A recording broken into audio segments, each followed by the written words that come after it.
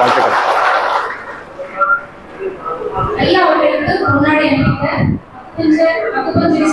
அப்படியே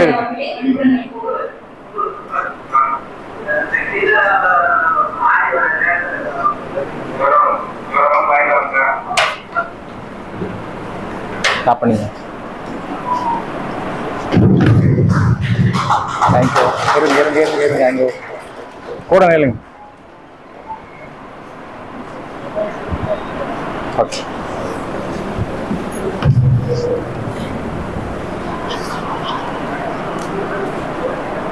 அப்படியே போடுங்க. அப்படியே போட்டுக்கலாம். ஈஸியாக இருக்கும் சார்.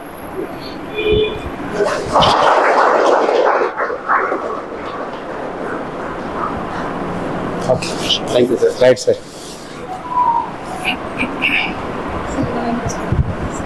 ம்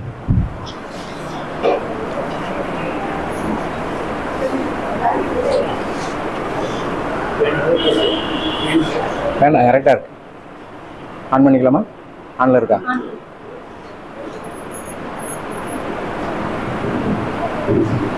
சரி.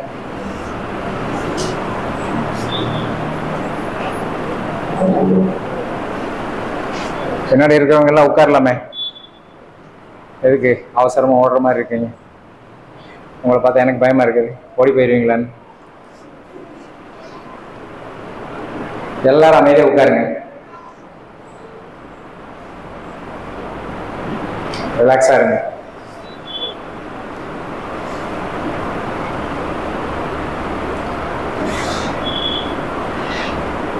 வாழ்வும் வளத்துடன் முதற்கண் இந்த ப்ரோக்ராமை ஏற்பாடு செஞ்ச நம்மளுடைய நித்யா அம்மா அவர்களுக்கு என்னுடைய மனமார்ந்த வாழ்த்துக்கள்.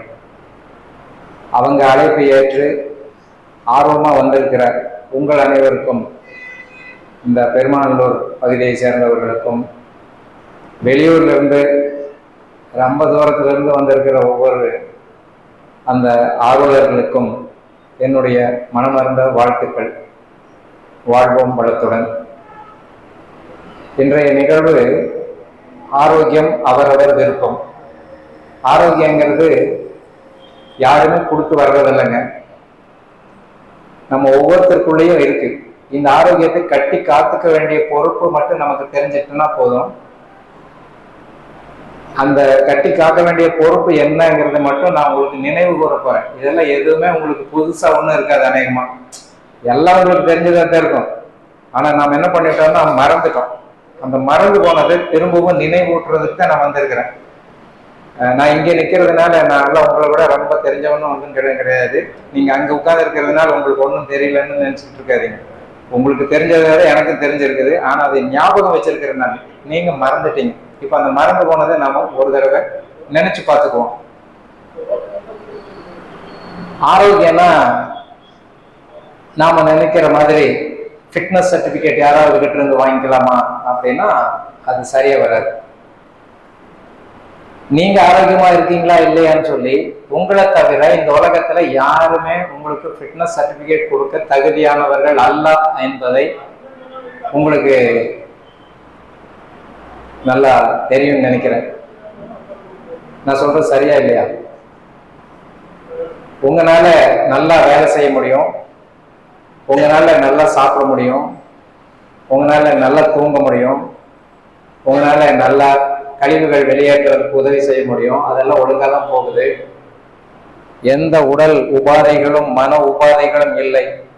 நான் எல்லாரோடவும் ஐக்கியமாக இணக்கமாக ஒத்துழைப்போடு இருக்கிறேன் அப்படின்னு சொல்லி உங்களை தவிர வேற யாராவது சொல்ல முடியுமா? அப்ப இந்த சர்டிபிகேட்டை வேற யாராவது கிட்ட கையேந்திட்டு காசு கொடுத்து வாங்குறது எவ்வளவு கீழ்த்தரமானது அப்படின்னு நமக்கு புரியுதா இல்லைங்களா? இந்த ஆரோக்கியத்தை வேற யாராவது கொடுக்க முடியுமா? இது நமக்குள்ளதான் இருக்கு. நாம எப்ப பிறந்தோமோ அப்பவே ஆரோக்கியமா பிறந்தோம், ஆரோக்கியமா தான் வாழ்ந்துகிட்டு இருக்கிறோம், ஆரோக்கியமா தான் இறப்பு கூட நடக்கும். இறப்பு கூட ஆரோக்கியம் இல்லைன்னா நடக்காது, இழுத்துக்கிட்டே கிடக்கும். அந்த நிலை நமக்கு இருக்கக்கூடாது. வாழ்றதும் ஆரோக்கியமா வாழணும். யாரும் நம்மை விஷமூட்டி கொன்னுடக்கூடாது. அப்படின்னா சில வழிமுறைகள் மட்டும் நமக்கு நினைவூட்ட வேண்டிய பொறுப்புல இருக்கிறோம் நம்ம இப்போ. அப்போ ஆரோக்கியம் வந்து இன்னொருத்தர் கொடுக்க முடியாதுன்னா நாமளே இப்ப என்ன நினைச்சிட்டு இருக்கிறோம், என்ன வேணா பண்ணுவோம், எப்படி வேணா வேலை செய்வோம், எப்படி வேணா தூங்காம இருப்போம், எதை வேணா சாப்பிடுவோம்.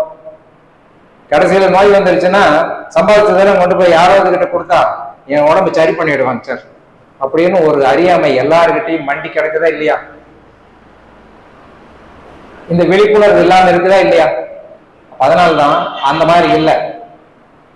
உங்களுடைய உடலினுடைய ஆரோக்கியத்தை, உங்களுடைய மனதினுடைய ஆரோக்கியத்தை நீங்க மட்டும்தான் அதை பாதுகாக்க முடியுமே தவிர இந்த உலகத்துல யாருக்கு அந்த தகுதி இல்லைங்கிறத மட்டும் நீங்க முதல்ல புரிஞ்சுக்கிட்டு, இப்ப நான் சொல்றதெல்லாம் ஒவ்வொன்றா நினைவு கூர்ந்து பாருங்க.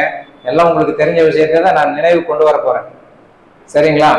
இப்போ நமக்கு வந்து உடம்புல ஒரு உபாதை வருது. உபாதைன்னா என்ன? வலி அல்லது காய்ச்சல், சளி, வாந்தி, பேதி, இதெல்லாம் தான் உபாதையை நம்ம நினைக்கிறோம். இப்ப இந்த உபாதையெல்லாம் நம்ம வியாதின்னு நம்ம பெயர் வச்சிருக்கிறோம், அப்படித்தானே? ஆமா, ஐயோ வலிக்குது, வியாதி வந்துருச்சு, உடனே ஒரு மாத்திரையை சாப்பிடணும், இல்லைன்னு உடனே ஒரு வைத்தியம் பண்ணிக்கணும், உடனே ஒரு ஊசி போட்டுக்கணும் அப்படிங்கிறது எல்லாருக்கும் இருக்குதா இல்லையா? ஆனா உண்மையிலேயே இந்த உபாதைகள் எல்லாம் எதுக்காக வந்ததுன்னா நம்மை அச்சமூட்டி எச்சரிக்கை செய்வதற்காக வந்தது.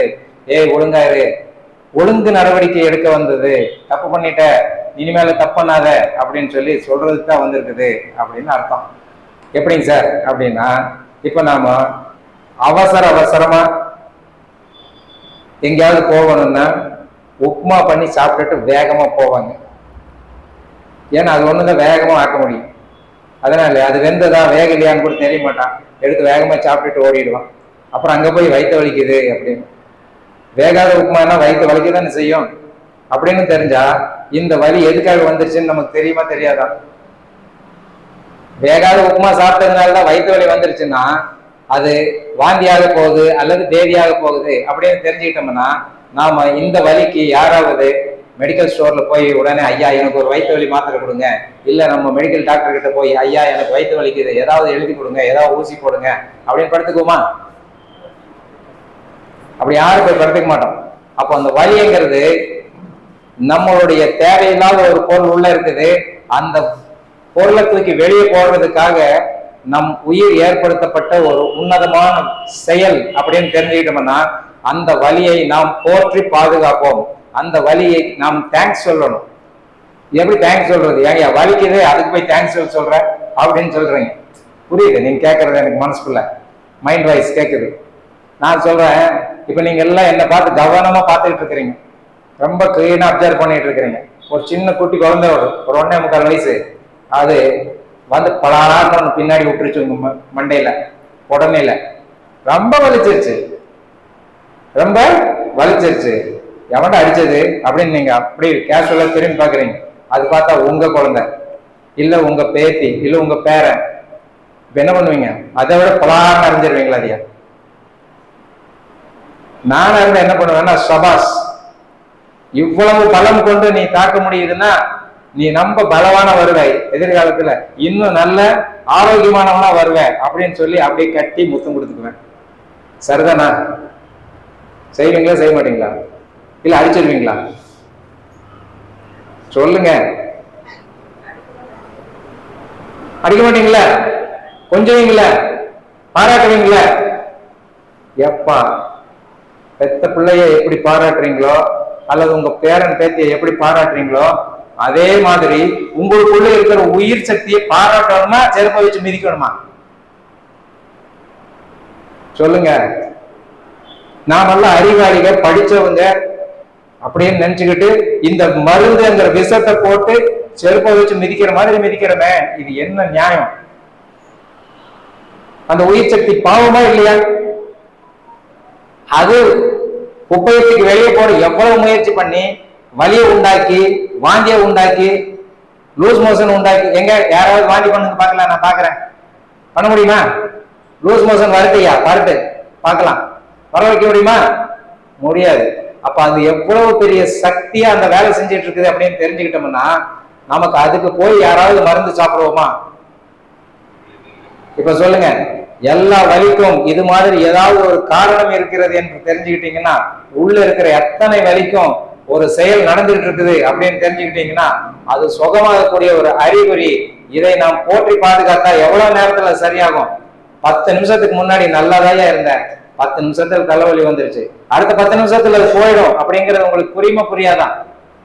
அவ்வளவுதான் விஷயம். அப்போ இந்த ரகசியத்தை நாம் தெரிஞ்சுக்கிட்டோம்னா இதுல இருந்து வெளியே வர்றது ரொம்ப ஈஸி. இதுக்குவே நீங்க மருந்து சாப்பிட்டீங்கன்னா அந்த குப்பை வெளியே போல உள்ளேயே நின்றுடுச்சு. உள்ள நின்றுடுச்சுன்னா எந்த உள்ளூர் போல கெட்டு நாசமா போயிடும். அதைத்தான் நம்ம இன்னைக்கு மருத்துவம்ங்கிற பேர்ல ரொம்ப பெருமையா மண்டையை உடைச்சிட்டு தெரியுறோம். அடுத்தது வெளியே காயமானால் அதே மாதிரிதான். நமக்கு எல்லாருக்கும் ஏதோ ஒரு காலகட்டத்தில் வெளியே காயமாயிருக்குமா இருக்காதா? ஆமா. அந்த காயம் பாத்தீங்கன்னா ரத்தம் ஒழுகி யாரும் செத்து போயிட மாட்டோம். காயம் ஆயி அப்படி புண்ணு வந்து அழுகி போய் யாரும் செத்து போயிட மாட்டோம். யாரெல்லாம் அந்த மாதிரி ரத்தம் நிக்கல அல்லது புண்ணானது ஆறல அப்படின்னு சொல்லுவாங்கன்னா யாரெல்லாம் நீண்ட நாள் மருத்துவம்ங்கிற பேர்ல இந்த விஷத்தை தின்னுக்கிட்டு இருந்தாங்களோ, சர்க்கரைக்கு, பிபிக்கு, தைராய்டுக்கு, அதுக்கு இதுக்குன்னு, அல்லது இந்த ரத்தம் உரையாம இருக்கணும் அப்படிங்கிறதுக்கெல்லாம் மாத்திரை சாப்பிட்றவங்க இருக்காங்க இல்லையா, அவங்களுக்கு தான் ரத்தம் ஒழுகி சாவாங்க. சாதாரணமா உணவு சாப்பிட்டுட்டு இருக்கிறவங்களுக்கு எந்த ரத்தமும் ஒழுகி நம்ம சாக மாட்டோம். 2 நிமிஷத்துல அது ரத்தம் உறைஞ்சிடும். அந்த ரத்தம் உறைஞ்சு அங்கேயே மேல ஒரு ட்ரெஸ் மாதிரி ஆயிடும்.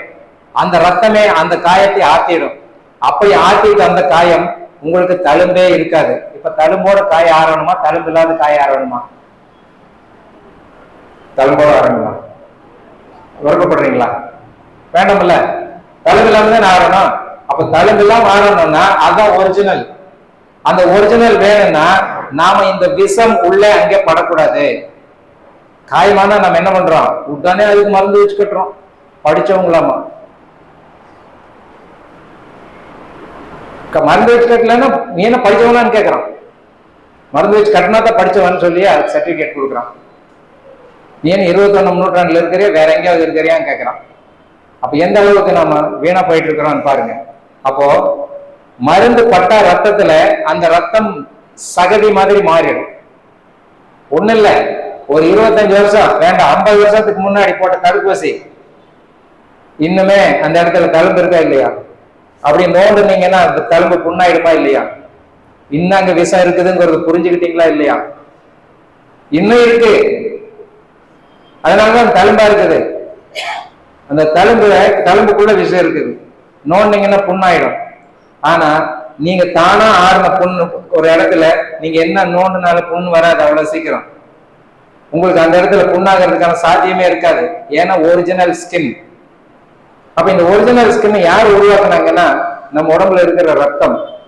இந்த ரத்தத்துக்கு என்ன தன்மை இருக்குதுன்னா நம்ம உடம்புல இருக்கக்கூடிய சதை, கொழுப்பு, எலும்பு, மஜை, வித்து, தோல், ஏன் முடிய கூட உருவாக்கக்கூடிய சக்தி இருக்கு.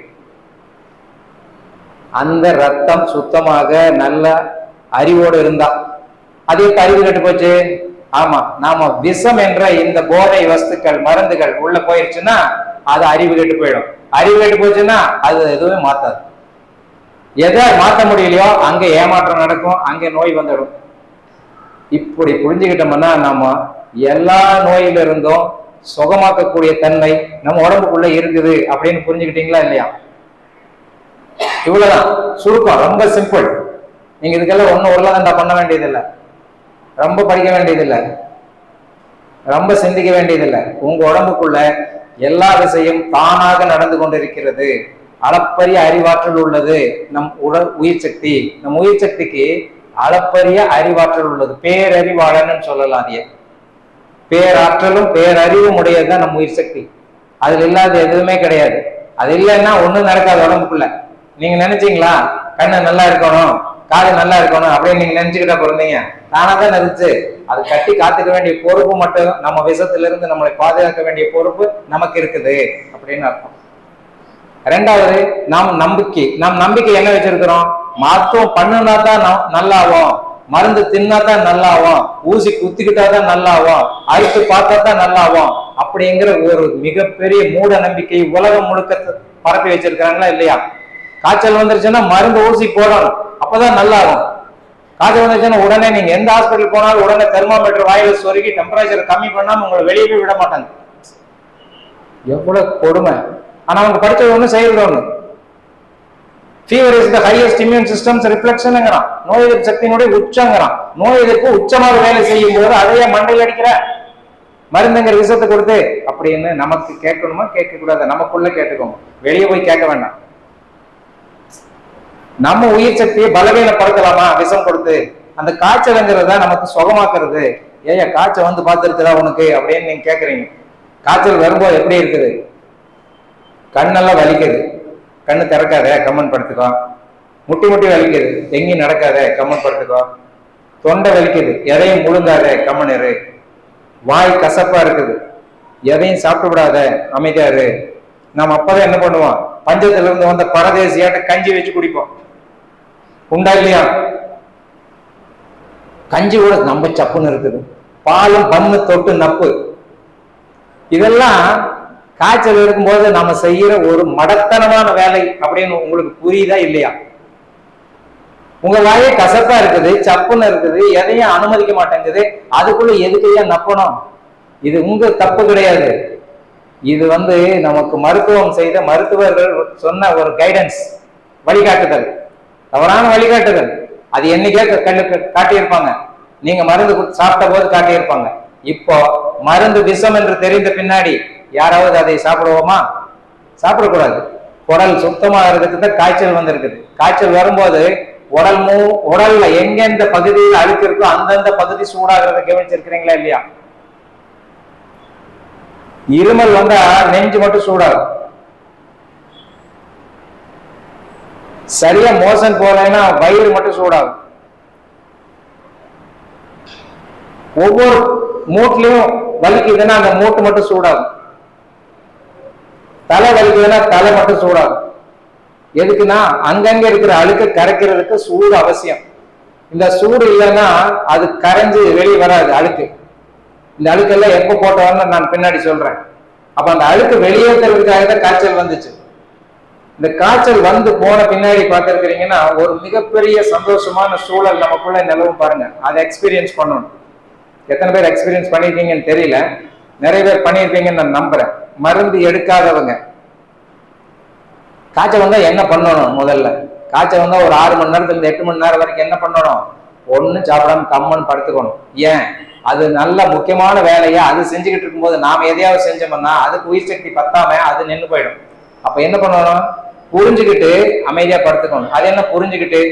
அதாவது காய்ச்சல் ஒரு நல்ல ப்ராசஸ் செஞ்சுக்கிட்டு இருக்குது அப்படிங்கிற அந்த புரிதல் உங்களுக்கு இருந்தா தான் உங்களுக்கு தைரியம் வரும். இல்லைன்னா நம்ம பக்கத்து வீட்டுக்கார வருவான் பக்கத்துல, ஜுரமா? ஆமா, எங்க மாமாவுக்கு இப்படித்தான் ஜுரம் முந்தா நாள் செத்து போயிட்டாரு, காரியமெல்லாம் பண்ணிட்டு இப்பதான் வீட்டுக்கு வர்றேன் அப்படிமா. நீ கேட்கறதுனால கேட்க முடியாது. ஆனா அவர் அது சொல்றதுக்குன்னே வருவார். அவருக்கு என்ன பண்ணுனாங்கன்னா ஸ்பெஷலிஸ்டுகள்லாம் பார்த்து எல்லாம் எவ்வளவு விஷம் கொடுக்க முடியுமோ அவ்வளவு விஷமும் கொடுத்தா ஜுரம் வந்தவன் என்னவா போய் சேர வேண்டிய இடத்துக்கு சீக்கிரம் போய் சேர்ந்துருவான். ஸோ அதுக்கு இல்லை, ஜுரங்கிறது நம் உடலினுடைய உயிர் சக்தியினுடைய உச்சகட்டமான ஒரு வேலை, அழுக்கை வெளியேற்றுவதற்கு. அப்படிங்கிறதுக்கு நான் சில உதாரணங்கள் உங்களுக்கு சொல்றேன். என்னுடைய பிராக்டிஸ்ல நடந்த சில விஷயங்களை சொல்றேன். ஒருத்தருக்கு 2004 உடனே பைபாஸ் சர்ஜரி பண்ணணும். ஏன்னு கேட்டா ஒரு இடத்துல 99%, ஒரு இடத்துல 87%, ஒரு இடத்துல 83%, ஒரு இடத்துல 89% பிளாக் ஆயிடுச்சு. Multi vessel blockage. உடனே அறுவை சிகிச்சை பண்ணணும். அப்ப 2 லட்சம் ரூபாய் செலவாகும். அவர் பேர் சிவா. அவர் என்ன பண்ணிட்டாரு? அவர் மாமாவை கூப்பிட்டுட்டு என்கிட்ட வந்துட்டாரு. நான் தொட்டு விட்டது என்னாச்சு? அவருக்கு பயங்கர ஃபீவர் வந்துருச்சு. மறுநாள் ஃபீவர் என்னாச்சு? 5 நாளைக்கு 6 நாளைக்கு போகவே இல்லை. 7வது நாள் தானா போயிடுச்சு ஃபீவர். இப்ப போய் செக் பண்ணி பாக்குறாங்க, அந்த பிளட் வெசல் பிளாக்கேஜ் இருக்குதான்னு பார்த்தா ஒண்ணு கூட இல்லை, எல்லாம் கிளீன் ஆயிடுச்சு. உனக்கு இன்னும் அவசியம் இல்லையா? என்ன? பைபாஸ் சர்ஜரி, நெஞ்ச பொழக்க வேண்டாம்ட்டாங்க. அவர் அதுக்கு பின்னாடி 2023 22 தான் இறக்குறாரு. 2004 இது நடந்தது. அதுக்கு பின்னாடி அந்த இளவு அந்த சாவு கூட ஹாஸ்பிட்டல்ல தான் நடந்தது. இல்லைன்னா இன்னும் கொஞ்சம் டிலே இருந்தால் ஆயிருக்கும். இதை நான் ஏன் சொல்றேன்னா, டாக்டர் பி எம் மெக்டேல் ஒருத்தர் இருக்காரு, மிகப்பெரிய மருத்துவர், இன்னும் இருக்காரு, பத்மபூஷன் பத்ம விபூஷன்ங்கிற பட்டமெல்லாம் கொடுத்து. அவர்கிட்ட கேட்டாங்க, என்னையா ஹார்ட் அட்டாக் வந்துருச்சு, நான் வரவா? நீ கம்மன் வீட்டுல படுத்துட்டீங்கன்னா 95% பொழைச்சுக்குவேன், என்கிட்ட வந்து நான் ஏதாவது மருந்து கொடுத்தா 95% செத்து போயிடுவேனாரு. உங்களுக்கு எது வேணும் அப்படின்னாரு. நீங்க சொல்லுங்க, உங்களுக்கு எது வேணும்? நெஞ்சு வழியே வந்தா கூட விஷம் சாப்பிட்டா சரியாகும்னு சொன்னா அது மடத்தனம், மூடத்தனம், அறிவினுடைய இது பஞ்சம் அப்படிங்கிறது நமக்கு புரியுதா இல்லையா?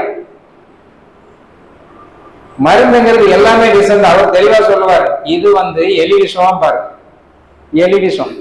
எலிக்கு கொடுக்குற பாய்சனுக்கு பேர் எலி விஷம் தானே? ஆமா. அப்போ எலி விஷத்தை தான் உனக்கு நான் தர்றேன் பாரு. இப்ப விஷம் சாப்பிட்டா எனக்கு பலம் வருமா பலவீனம் வருமா? சொல்லுங்க. பலவீனம் தான். ஏற்கனவே பலவீனம் தான் நோயாளி. இப்ப பலவீனமானவனுக்கு மேலும் பலவீனத்தை உண்டு பண்ணா அவனுக்கு பூச்சி மாதிரி புழு மாதிரி எந்த வேலையும் செய்யாம கம்மன் படுத்துக்கிறான். இதைத்தான் நாம இன்னைக்கு வைத்தியம் நினைச்சுட்டு இருக்கிறோம். அதல்ல, உயிர் சக்தி வேலை செஞ்சுட்டு இருக்குது, அதுதான் அதை சரிப்படுத்திட்டு இருக்குது அப்படின்னு புரிஞ்சுக்கிட்டோம்னா, அதுக்கு எதுல எந்த வேலையும் செய்ய வேண்டியதில்லைன்னு தெரிஞ்சுக்கிட்டோம்னா, அது என்ன சொல்லுதோ அதை அப்படியே கேட்டுக்கிட்டோம்னா, ரொம்ப வலிக்குதா, நடக்காத, பேசாத, சாப்பிடாத, அமைதியா ரெஸ்ட் எடு, சும்மா கடந்துரு, சுகமாயிடுவேன் அப்படின்னு உங்களுக்கு எப்பாவது அனுபவம் இருக்குதா இல்லையா? நிறைய தடவை இருந்துச்சுங்க. இப்பெல்லாம் இருக்க விடுறது இல்லைங்க. தும்முனா சேர்ந்து கூட்டிட்டு போயிடுறாங்க. அலர்ஜி வந்துருச்சு அப்படின்னா, தும்முனா அலர்ஜி. ஆமா, நம்ம ஊர்ல தும்முனா ஒரு தும்மல் தும்முனா அதிராட்சம்மா, ரெண்டாவது தும்மல் தும்முனா ஆயுஷ் 100ன்னு வாழ்த்துவான். அப்படின்னு என்ன அர்த்தம்? நீ 2 தடவை தும்ம தகுதியானவன்னா நீ 100 வயசு இருக்க தகுதியானவன். ஏன்னா உன் உடம்புல குப்பையை தூக்கி வெளியே தூக்கி போடுற அந்த ப்ராசஸ் நடக்குதுன்னு சொல்லி அவனுக்கு புரிஞ்சிருக்குது. அதனாலதான் அவன் அவ்வளவு திவ்யமா சொல்றான். நாம இருமக்கூடாது, தும்மக்கூடாது, வாங்கி வரக்கூடாது, காய்ச்சல் வரக்கூடாது, வேதி வரக்கூடாது, எதுவும் ஆகக்கூடாது. எதுவும் ஆகலைன்னா எப்படி ஆரோக்கியமா இருக்க முடியும்? அழுக்குகள் உள்ள இருக்கிற வரைக்கும் இந்த காய்ச்சல்ங்கிற ஒரு ப்ராசஸ் நடந்து அதை வெளியேற்றக்கூடிய ஒரு வேலை தான் இந்த காய்ச்சல். அப்ப அவருக்கு வந்து பைபாஸ் சர்ஜரி வேண்டான்ட்டாங்களா? ஒரு ஆளுக்கு வந்து மண்ணீரல்ல கல்லுங்க. நீங்க பித்த பையில கல் கேள்விப்பட்டிருப்பீங்க, கிட்னியில கல் கேள்விப்பட்டிருப்பீங்க, மண்ணீரல் கல் கேள்விப்படுறது ரொம்ப ரேர். அவருக்கு மண்ணீரல்ல கல்லு.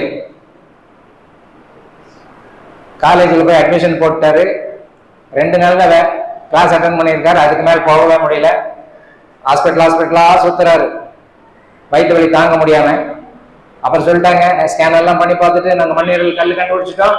இப்போ அந்த கல்லை வந்து வெளியே எடுக்கணும்னா மண்ணீரலையும் அறுத்துதான் எடுக்கணும். அப்ப அது இது பெரிய ப்ராசஸ், இது மெட்ராஸில் மட்டும்தான் பண்ண முடியும் அப்படின்னு சொல்லிட்டு ஒரு 2 லட்சத்துக்கு சில்லறை ஆகும் அப்படின்னு சொல்லி எல்லாம் சாக்லேட் கொடுத்துட்டாங்க. அப்பதான் என்கிட்ட வர்றாரு. தொட்டு மறுநாள் காய்ச்சல் வந்துருச்சு. காய்ச்சல் வந்தது, வாந்தி வந்தது, வாந்தி வந்தது சளியா நிறைய வந்தது. அவங்க பெரியம்மா, அவங்க அம்மா கூட இல்லை, அவங்க அம்மா கூட அது தொடல. அவங்க பெரியம்மா என்ன பண்ணாங்க, அவன் கல் இருக்குன்னு சொன்னாங்கல்ல, அது உண்மையிலேயே இருக்குதா அப்படின்னு நான் பார்க்கணும்ல அப்படின்னு சொல்லி அந்த சளியை ஜலிச்சு அந்த கல்லை எடுத்துட்டு வந்துட்டாங்க. இப்ப இந்த கல்லை நான் தான் எடுத்தேனா? இல்ல, வாந்தியாச்சு, காய்ச்சல் வந்துச்சு, தானா வந்துச்சு. இதுக்கு அனுமதிக்கிறதுக்கு தான் நம்ம முக்கியமான வேலை. இதுக்கு பதிலாக நம்ம கஞ்சி, மருந்து, பாலெல்லாம் சாப்பிட்டு அது வெளியே வருமா? தின்னது மட்டும்தான் வெளியே வரும், உள்ள இருக்கிறது வெளியே வராது. அப்போ அதெல்லாம் சாப்பிட வேண்டாங்கிறதுக்காக தான் வாய் கசப்பா இருக்கு, தொண்டை வெளியா இருக்குது. இன்னும் சிலருக்கு உட்கார்ந்து எழுந்திரிச்சாங்கன்னா 1/2 கிலோ அந்த சொரியாசிஸ் உட்கார்ந்து எழுந்திரிச்சா 1/2 கிலோ உதிரும். காய்ச்சல் வந்தது 10 வருஷம் சொரியாசிஸ், 1 வாரத்தில் சரியா போச்சு.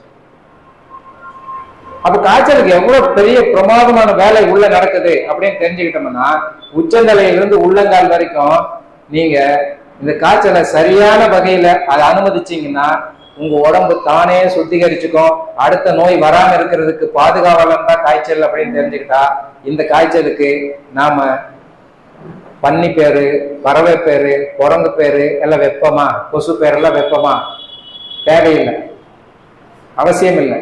அப்போ எல்லா காய்ச்சலும் நம் உடல் உயிர் சக்தியால் வருவதுதான் என்பதை புரிந்து கொண்டால் அதுக்கு அவசியமே இருக்காது. நாம் என்ன பண்றோம், இந்த காய்ச்சலை அடக்கிறதுக்காக கொடுக்குற மருந்துகள் தான் என்ன பண்ணுது, அந்த விஷத்தை வெளியேற்ற முடியாமல், அந்த கழிவுகளை வெளியேற்ற முடியாமல் உள்ளேயே தேக்கி வைக்கிறதுனால அந்த கழிவுகளில் இருந்து உற்பத்தி ஆகக்கூடிய அந்த உயிர், அந்த பாக்டீரியா, அந்த வைரஸ், இது என்ன பண்ணுது, அந்த அழுக்கை சாப்பிடுது. சாப்பிட்டுட்டு நம்மளுக்கு சுகமாக்குறதுக்கு முயற்சி நடக்குது. அந்த நேரத்தில் குத்தி பார்த்துட்டு ஐயோ இந்த பாக்டீரியா தான் வந்து இவனை கொல்லுது அப்படின்னு அந்த பாக்டீரியாவை கொல்றாங்க, வைரஸை கொல்றாங்க. இன்னைக்கு அதான் நடக்குது. ஆனா உண்மையிலேயே அந்த பாக்டீரியாவும் வைரஸும் வந்தது எதுக்காக, இயற்கையினுடைய சுகமாக்கும் தன்மையினுடைய உச்சம். அது ஜுரத்தை அடக்குனதுனால வந்தது. இயற்கையினுடைய அருட்கொடை அது. நீங்க ஒண்ணு இல்ல, உங்க வீட்டுல அந்த வேஸ்ட் பின்னு ஒண்ணு வச்சிருப்பீங்களே, எல்லா குப்பை கொண்டு அதுல போட்டுடுவீங்க. ஒரு பை மிஸ்டேக் ஒரு வாரம் எடுக்காம விட்டுட்டீங்கன்னா அதுக்குள்ள புழு பூச்சியெல்லாம் வந்துருமா வராதா?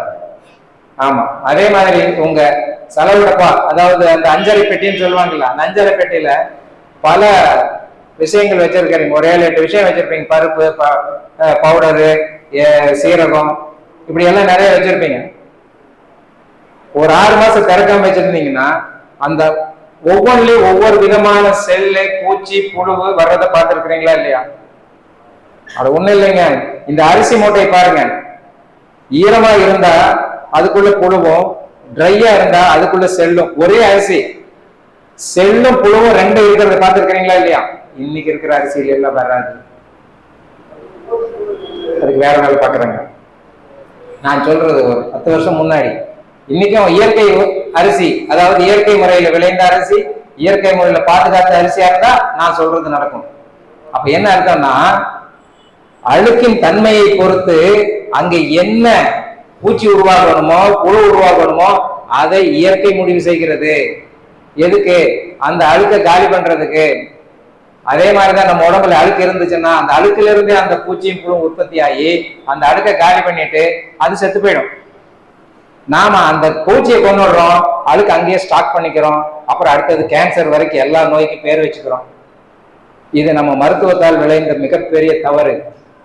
அப்போ நீங்க காய்ச்சல் அனுமதிச்சீங்கன்னா இந்த அடுத்தடுத்த கட்டத்துக்கு நம்ம பயணம் பண்ண வேண்டிய அவசியம் இருக்காது. முதல்லயே சரி பண்ணிடுவோம். இதைத்தான் வருமுன் காத்தல்னு அர்த்தம். வந்த பின்னாடி கூட அலமோத வேண்டாம். வர்றதுக்கு முன்னாடியே நீங்க இதை தெரிஞ்சுக்கிட்டீங்கன்னா காய்ச்சல் வந்துச்சா கம்மன் படுங்க. இன்னும் கிராமத்துல சிலர்ல இருக்காங்க, காய்ச்சல் வந்துச்சுன்னு கம்மன் போய் படுத்துக்குவாங்க. அவன் நம்ம தோட்டத்தில் வேலை பார்த்துட்டு இருந்தாள். நான் சின்ன பையனா இருக்கும்போது எனக்கு நல்ல ஞாபகம் இருக்கு. ஏழாயிரமா அவன் என் பேர் இருக்காரு, ஏழாயிரமா தோட்டத்துக்கு வரலையா அப்படின்னு. காய்ச்சல் போனா நாளைக்கு வரப்பா அப்படின்னா, நாங்கெல்லாம் படிச்சவங்கல்ல திம்மர்ல ஹாஸ்பிட்டல் போட அப்படிங்க. நான் வந்துடுறேன் போகணும் அங்க இல்ல அப்படிங்கிறவன் என்னைய. மறுநாள் அதே மாதிரி வந்துட்டான்.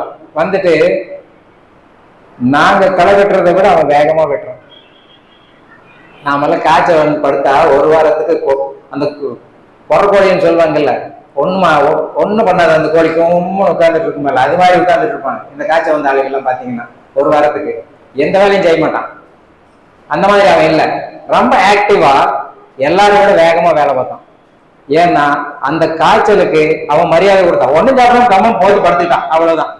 நம்ம எத்தனை பேர் அது மாதிரி இருந்து அந்த அனுபவிச்சிருக்கிறீங்கன்னு எனக்கு தெரியல. இனிமேல் முயற்சியாவது பண்ணலாமா?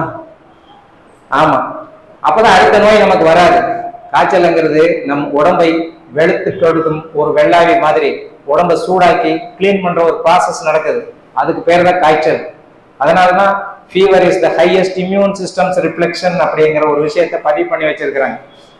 சரிங்களா? அப்போ இது மாதிரி நம்ம உடம்புல வர்ற எல்லா சிரமங்களுக்கும் உச்சமான சிரமத்தை இந்த காய்ச்சல். அதாவது நம்ம இன்னைக்கு தலையாய வியாபாரமா, இன்னைக்கு 2019 ஒரு நோய் பேர் வச்சு தலையாய வியாபாரமா உலகம் முழுக்க பண்ணிட்டோமா இல்லையா? ஆமா. அந்த நிலை நமக்கு வரக்கூடாதுன்னா நம்ம காய்ச்சலை மரியாதை கொடுத்து அதுக்கு நம்ம சரியா நடந்துக்கிட்டோம்னா நமக்கு அடுத்த கட்ட நோய்க்கு நம்ம ஆளாகவே மாட்டோம். ரைட்? சரி, இப்ப நான் பார்த்து உங்களை பத்தி ஒரு கேள்வி கேட்கிறேன். எல்லா மெடிசனுக்கு மேல என்ன எழுதி இருக்குதுன்னு பார்த்திருக்கிறீங்களா?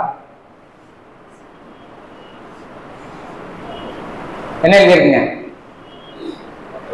பயன்படுத்திடாத, வார்னிங், ஷெட்யூல், எச்சரிக்கை, சாப்பிட்டு கூடாத அப்படின்னு எழுதியிருக்கு. யாருக்கு? படிக்கிறவன் எல்லாத்துக்கும் தான். அது படிக்கிறவன் யார் படிப்பான்? எல்லாரும் தான் படிப்பான். அப்போ நல்லா இருக்கிறவனே அதை சாப்பிடக்கூடாதுன்னா, ஒரு சிரமத்தில் இருக்கிறவன், உயிர் சக்தி பலவீனமா இருக்கிறவன், ஒரு பலவீனத்தை தான் நோயின்னு சொல்றோம். அப்ப பலவீனமா இருக்கிறவன் இந்த விஷத்தை சாப்பிட்டா இன்னும் பலவீனம் ஆவாங்கிறது உறுதியா இல்லையா? அப்புறம் எப்படி மருந்து சாப்பிட்டா நோய் போகும்? சக்கரை நோய் போனவங்களை யாரையாவது பார்த்துருக்கீங்களா? மாத்திரையை சாப்பிட்டு பிபி, தைராய்டு, சொரியாசிஸ், நெஞ்சுவலி, எந்த நோயும் போகாது. சட்டமே இருக்குங்க. 51J schedule drugs and cosmetic act ஒரு சட்டம் இருக்குது. அந்த சட்டம் என்ன சொல்லுதுன்னா, சாதாரண சளியில் ஆரம்பிச்சு ஆஸ்துமா, பிபி, தைராய்டு, நெஞ்சுவலி, cervical spondylitis, lumbar spondylitis, tonsillitis, appendicitis, psoriasis, arthritis, இப்படி ஒரு பெரிய லிஸ்ட்டை போட்டு கடைசியில வெரிகோஸ் வெயின்ல முடிக்கிறான். 51 நோயை போட்டு இந்த 51 நோயையும் மருந்து கொடுத்து யாராவது சரி பண்ணிடுவேன்னு சொன்னால அது அஃபென்ஸ், குற்றம், தண்டனைக்குரியது அப்படின்னு அது சட்டம் சொல்லுது. இப்ப சட்டம் ஏற்றவங்க எல்லாம் யாருங்க? பெரிய மேதாவிகள், பெரிய அறிவாளிகள் உண்டா இல்லையா? அவங்களுக்கு தெரிஞ்சிருச்சு அப்பவே விஷம் சாப்பிட்டா வியாதி போகாதுன்னு. அதனாலதான் நம்ம சட்டம் இயக்கப்பட்டது. ஒவ்வொரு சட்டத்துக்கும் ஒரு பெரிய அறிவுபூர்வமான விஷயங்கள் இருக்கா இல்லையா? அப்ப அந்த அறிவுபூர்வமான விஷயத்துல நம்ம அதை அணுகி பாருங்க. சட்டம் இப்படி என்று இருக்கும்போது நாம் மடத்தனமாக மருந்துகளை உள்ளே அனுப்புவது எவ்வளவு அறிவின்மை அப்படின்னு தெரிஞ்சுக்கிட்டோம்னா இனிமேல் நாம ரொம்ப உஷாரா இருக்குமா, இருக்க மாட்டோமா? ரைட். அப்ப மருந்து சாப்பிடாம நோயை கண்டுபிடிக்காம நாம் எப்படி நோயிலிருந்து வெளியே வர்றது அப்படின்னு உங்களுக்கு எல்லாம் ஒரு கேள்வி வரும். டயக்னோசிஸ் பண்ணணும், ட்ரீட்மெண்ட் தான் பண்ண வேண்டான்ட்டீங்க, மருந்து சாப்பிட வேண்டான்ட்டீங்க. இப்போ வியாதி இருக்கிறது எப்படி கண்டுபிடிக்கிறது? வியாதியை வந்து டெஸ்ட் பண்ணி தானே கண்டுபிடிக்கிறோம். டெஸ்ட் பண்ணா தானே நமக்கு வியாதி தெரியுது. அப்பதானே மருந்து சாப்பிட முடியும். நீங்க மருந்தையே சாப்பிட வேண்டாங்கிறீங்க அப்படின்னு சொல்றீங்க. இப்போ வியாதிங்கிறத உங்களை தவிர இந்த உலகத்துல எவனாலையும் கண்டுபிடிக்க முடியாதுங்கிறது எத்தனை பேருக்கு தெரியும்? நான் முதல்ல சொன்னேன், நான் ஆரோக்கியத்தை என்ன தவிர யாரும் உங்களுக்கு தெரியாது, உங்களை தவிர யாருக்கும் இன்னொருத்தன் சொல்ல முடியாதுன்றோம். அதே மாதிரி நமக்கு வியாதி இருக்கிறதும் நமக்கு தவிர வேற யாருக்கும் தெரியாது. இப்போ உங்க சுண்டு வரையில சுண்டி சுண்டி வலிக்குது அப்படின்னா உங்களை தவிர வேற யாராவது சொல்ல முடியுமா? இந்த உலகத்துல மிகப்பெரிய டாக்டர்னு யார் சொன்னாலும் சரி, அவரு உச்சமான டாக்டர் யார் பேர் வச்சிருந்தாலும் சரி, அவர்னால சொல்ல முடியுமா உங்களுக்கு வலிக்கிறத? சொல்ல முடியாது. அப்படின்னு என்ன அர்த்தம்? நம்மகிட்டயே வாங்கி நமக்கே போடுறது, அதான அர்த்தம். அப்போ ஒரு வியாதியை கண்டுபிடிக்க முடியல, அப்புறம் எப்படி நமக்கு அது வியாதியை பேர் வைக்கிறாங்க?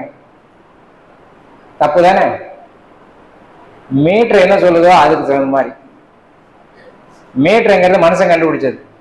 ஆனா மனுஷனுடைய உணர்வுக்கு சமமான எந்த மீட்டரும் வேலை செய்யாது. அதான் உண்மை. என்னுடைய வலியை கண்டுபிடிக்கிறதுக்கு என்னால் மட்டுமே முடியும், எந்த மீட்டராலையும் முடியாதுன்னு தெரிஞ்சுக்கிட்டா எந்த வியாதியும் கண்டுபிடிக்கிறதுக்கு இன்னைக்கு வச்சிருக்கிற மருத்துவ முறை எல்லாமே தவறானது அப்படின்னு நமக்கு புரியுற வரைக்கும் நாம நோயாலேயே அழுந்தி சாகிறத தவிர வேற வழியே கிடையாது. வேற ஒண்ணு சொல்லிக்கலாம், அம்யூஸ்மெண்ட்னு சொல்லுவார். இந்த மருத்துவம் பண்றதுனால குசிப்படுத்தலாமே தவிர குணப்படுத்த முடியாது அப்படின்னு டாக்டர் B.M. மெக்டே சொல்லுவார். குசிப்படுத்திட்டா அதுக்கு பேர் குணம் கிடையாது, அம்யூஸ்மெண்ட் தான் பண்றாங்க அப்படின்னு சொல்லுவார் டாக்டர் B.M. மெக்டே. அதாவது நம்ம மருந்து சாப்பிட்டா போதையில இருக்கிறோம், போதையில இருக்கும்போது குசியா இருக்கிற மாதிரி தெரியுதுன்னு அர்த்தம். எல்லாம் டாஸ்மார்க்கு போனா சந்தோஷமா இருப்பீங்கன்னு சொன்னா என்னை பார்த்து என்ன சொல்லுவீங்க? லூசு பையனே அப்படின்னு சொல்லிட மாட்டீங்களா இல்லையா? ஸோ அதே மாதிரிதான் நீங்க மருத்துவம் பண்ணிட்டவங்களையெல்லாம் போய் பார்த்துட்டு மருத்துவத்துக்கு போன்னு சொன்னா இந்த வார்த்தையை ஞாபகப்படுத்தி பார்த்துக்கோங்க. அப்போ உங்களுக்கு அதனுடைய ஆழம் நன்றாக புரியும் என்று நான் நம்புகிறேன். அது மட்டும் கிடையாது, நீங்க செய்யற ஒவ்வொரு டெஸ்ட்டுக்கு பின்னாடியும் மிகப்பெரிய ஆபத்து சைக்கலாஜிக்கலா, அதாவது மனவியல் ரீதியாகவும் பிரச்சனை, உடல் ரீதியாகவும் பிரச்சனை. சைக்கலாஜிக்கலாவும் ப்ராப்ளம், பிசியலாஜிக்கலாவும் ப்ராப்ளம் அப்படின்னு நிரூபணம் பண்ணியிருக்கிறாங்க. என்ன அப்படின்னா, உங்களுக்கு ஒரு கட்டி இருக்குது, ஒரு ஆராய்ச்சி பண்றதுக்காக அதை போய் நோண்டி பார்த்தீங்கன்னு வச்சுக்கோங்க, உங்க மனசுல என்ன தோணும்? கேன்சரா இருக்குமோ அப்படின்னு ஆரம்பிக்கிறீங்கல்ல, அது கேன்சரா தான் மாறும். ஏன்னா நீங்க நினைச்சிட்டீங்கல்ல, நீங்க ரத்தத்தை குத்துறீங்க, சர்க்கரை இருக்குமோ அப்படின்னு கேட்டு 4 தடவை பண்ணீங்கன்னா சர்க்கரை நிச்சயமா இருக்கும். பிபி இருக்குதோ அப்படின்னு பாத்தீங்கன்னா, அது அடிக்கடி பாக்குறவங்களுக்கு அந்த white code blood pressure tension அப்படின்னு ஒரு பேர் இருக்குது. அப்போ நீ எதை நினைக்கிறாயோ அதுவாக மாறுகிறாய் அப்படின்னு அர்த்தம். அப்போ இதுதான் சயின்ஸ். அப்ப டெஸ்டே பண்ணாம இருந்தா என்னை சார்ந்தவர்கள் எல்லாம் சுமார் ஒரு 1000 கணக்கான பேர்கள் பரிசோதனை பண்றது இல்லைன்னு நான் நம்புறேன். நான் பண்ணிக்கல, அவங்க எல்லாம் சுகமா தான் இருக்காங்கன்னு நான் நம்புறேன்.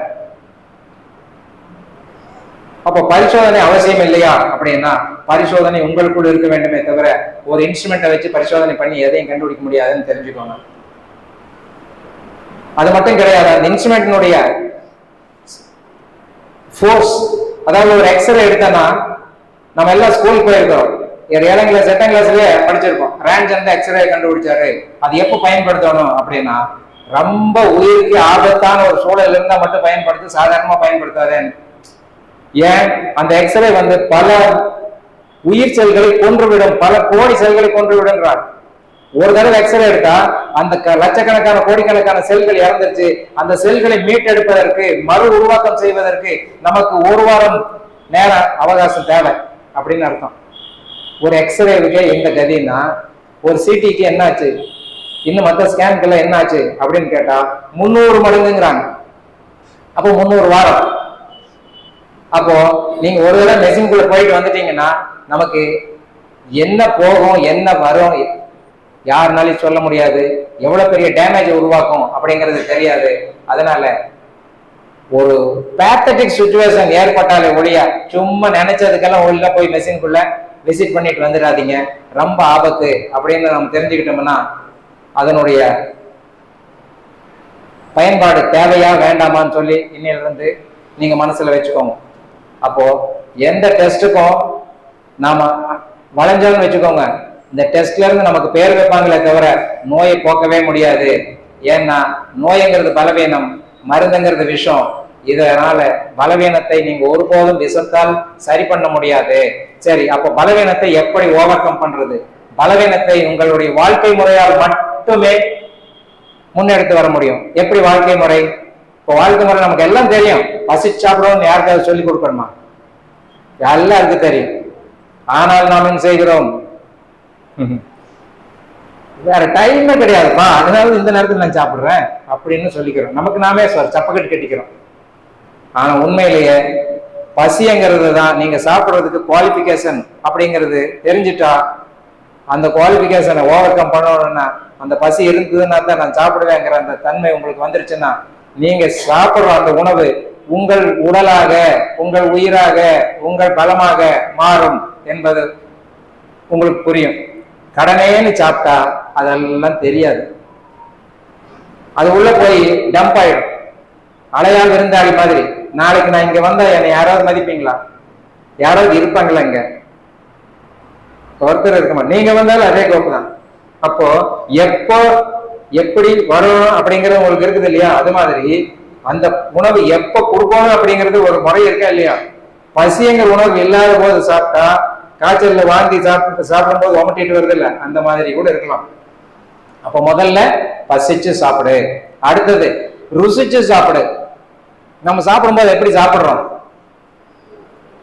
85% மக்கள் அந்த வீணா போன டிவியை பார்த்துக்கிட்டு தான் சாப்பிடுறாங்க. டைனிங் ஹாலுக்கு பெரிய டிவி வச்சிருப்பாங்க.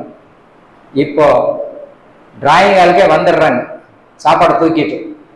அங்கேயே ஒரு டிவி இருக்குது, நீ இங்க பாரு, நான் அங்க பாக்குறேன், நீ வேற சேனல் பாக்குறேன், நான் வேற சேனல் பாக்குறேன். அதனால தனித்தனியா உட்காந்து அப்பவும் டிவி பார்த்து தான் சாப்பிடுறாங்க. சரி, சாப்பிட்டா சாப்பிட்டுட்டு போறோம், உனக்கு என்ன அவ்வளவு கடுப்பா இருக்குதுன்னு கேக்குறீங்களா? அதாவது நீங்க டிவி பார்த்துட்டு இருக்கும்போது பாருங்க, அந்த டிவியில என்ன வேணா வரும். ஒரு பணத்தை எடுத்துட்டு வருவாங்க, 10 பேர் ஒவ்வொன்னு அழுதுட்டு வருவாங்க. ஒரு அம்மா நாடகத்தில் நடிச்சிட்டு இருப்பா, அதாவது ஸ்கிரீன் பிளே பண்ணிட்டு இருப்பாங்க. அந்த அம்மா ரொம்ப எமோஷன் ஆகி கத்தி அழுதுட்டு இருக்கோம். இப்ப நீங்க சுவையா சாப்பிட்டுட்டு இருப்பீங்க. இப்போ உங்களுக்கு அந்த அம்மாவை பார்த்தது ரொம்ப கண் கலங்கி உங்க கண்ணிலே தண்ணி வந்துடுமா இல்லையா? சிவாஜி கணேசனை பார்த்தாதான் அழுகணுமா? யார் பார்த்தாலும் இப்பெல்லாம் நாடகத்தை பார்த்தா முன்னாடி உட்கார்ந்து பூக்குன்னு அழுதுட்டு இருக்கிறவங்களையும் நான் பார்க்கத்தான் செய்யறேன். அப்போ கண்ணுல தண்ணி வந்துச்சுன்னா வாயில ஜலம் வராது. நம்ம உடம்புல 2 இடத்துல ஒட்டுக்கா செக்ரீஷன் நடக்காதுன்னு சொல்லி விஞ்ஞானிகள் சொல்றாங்க. ஒண்ணு இல்ல, இளவு வீட்டுல கொண்டாட முடியுமா ஐயா? சில வீட்டுல கொண்டாடக்கூடாது, கொண்டாட முடியாது, அங்க துக்கம். அது மாதிரி இங்க துக்கமா இருக்கும்போது வாயில சுகமா சாப்பிட முடியுமா? சாப்பிடுறதுங்கிறது சுகம் தானே, சந்தோஷம் தானே. இப்போ சந்தோஷமும் துக்கமும் ஒரே நேரத்தில் நடக்குமா? நடக்காது, கன்ஃபியூஸ் ஆயிடணும் உடம்பு. அப்புறம் தான் எஸ்எல்இ நோய் வந்துருச்சு, எய்ட்ஸ் நோய் வந்துருச்சுமா. ஏன்னா இவன் என்ன பண்றதுன்னே தெரியாம தெரியலாண்டான்னு சொல்லி அந்த செல்கள் கிறுக்கு பிடிச்சிடும். அந்த கிறுக்கு பிடிச்சிட்டாதான் எஸ்எல்இங்கிறான், எய்ட்ஸுங்கிறான், கேன்சருங்கிறான். புரியுதா சொல்றது நான் உங்களுக்கு? அப்போ சாப்பிடுற நேரத்துல அந்த உணவு உங்கள் வயமாக வேண்டும், உங்கள் வயமாக வேண்டும். அதாவது உணவு தான் நாமளா இருக்கிறோம், நம்ம சாப்பிட்ட சாப்பாடு தான் நம்ம சக்தியா மாறுது.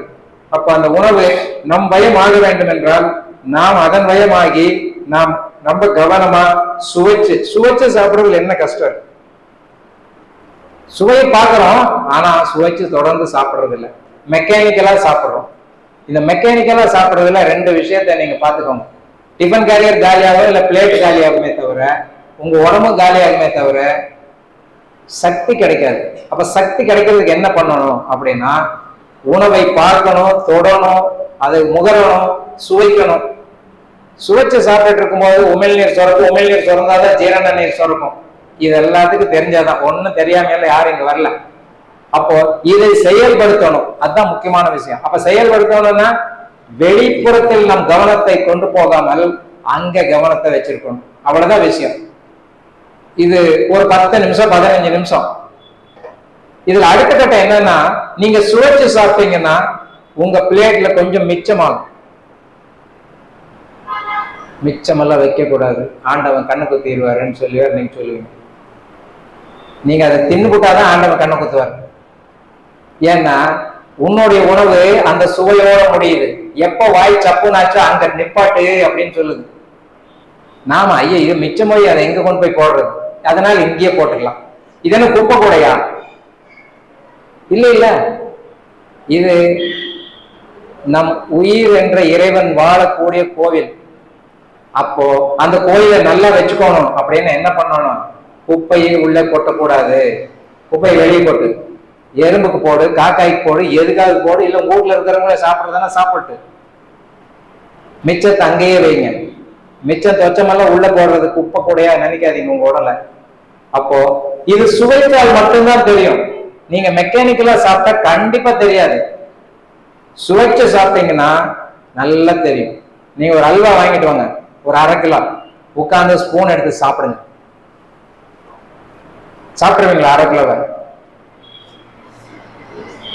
100 கிராமே சாப்பிட மாட்டீங்க. 50 கிராம் சாப்பிட்றதுக்குள்ளேயே மேலே எங்கேயும் முழிப்பீங்க. எப்போ? டிவி பார்க்காம, வேடிக்கை பார்க்காம, அங்கங்க பேசாம அமைதியா சாப்பிட்டா. டிவி பார்த்துட்டு அல்லது வேடிக்கை பார்த்துட்டு பராக் பார்த்துட்டு சாப்பிட்டா 3 கிலோ அல்வா கூட தின்றுவான். அவனுக்கு பெரிய போகுது. இதெல்லாம் நான் பிராக்டிக்கலா பார்த்துருக்கிறேன். அல்வா வாங்கிட்டு வர சொல்லி அல்வா கொடுத்த ஆரம்பிச்சா வர்ற வழியிலேயே பாதியை தின்னுட்டான். கேட்டா பாஸ் அது சாப்பிட்டுட்டு வந்தேனா பாஸ், வேடிக்கை பார்த்துட்டே வந்தேனா பாஸ், போனதே தெரியல பாஸ், தீர்ந்து போச்சு பாஸ் அப்படின்ட்டான். புரியுதுங்களா? அப்போ நீங்களும் அதே மாதிரிதான், வேடிக்கை பார்த்துட்டே சாப்பிட்டா காலியாகவே தெரியாது. ஆனா சுவைச்சு சாப்பிட்டா 50 கிராம் சாப்பிடுறதுக்குள்ளேயே திகட்டும், உமட்டும், இனி வேண்டான்னு சொல்லும்.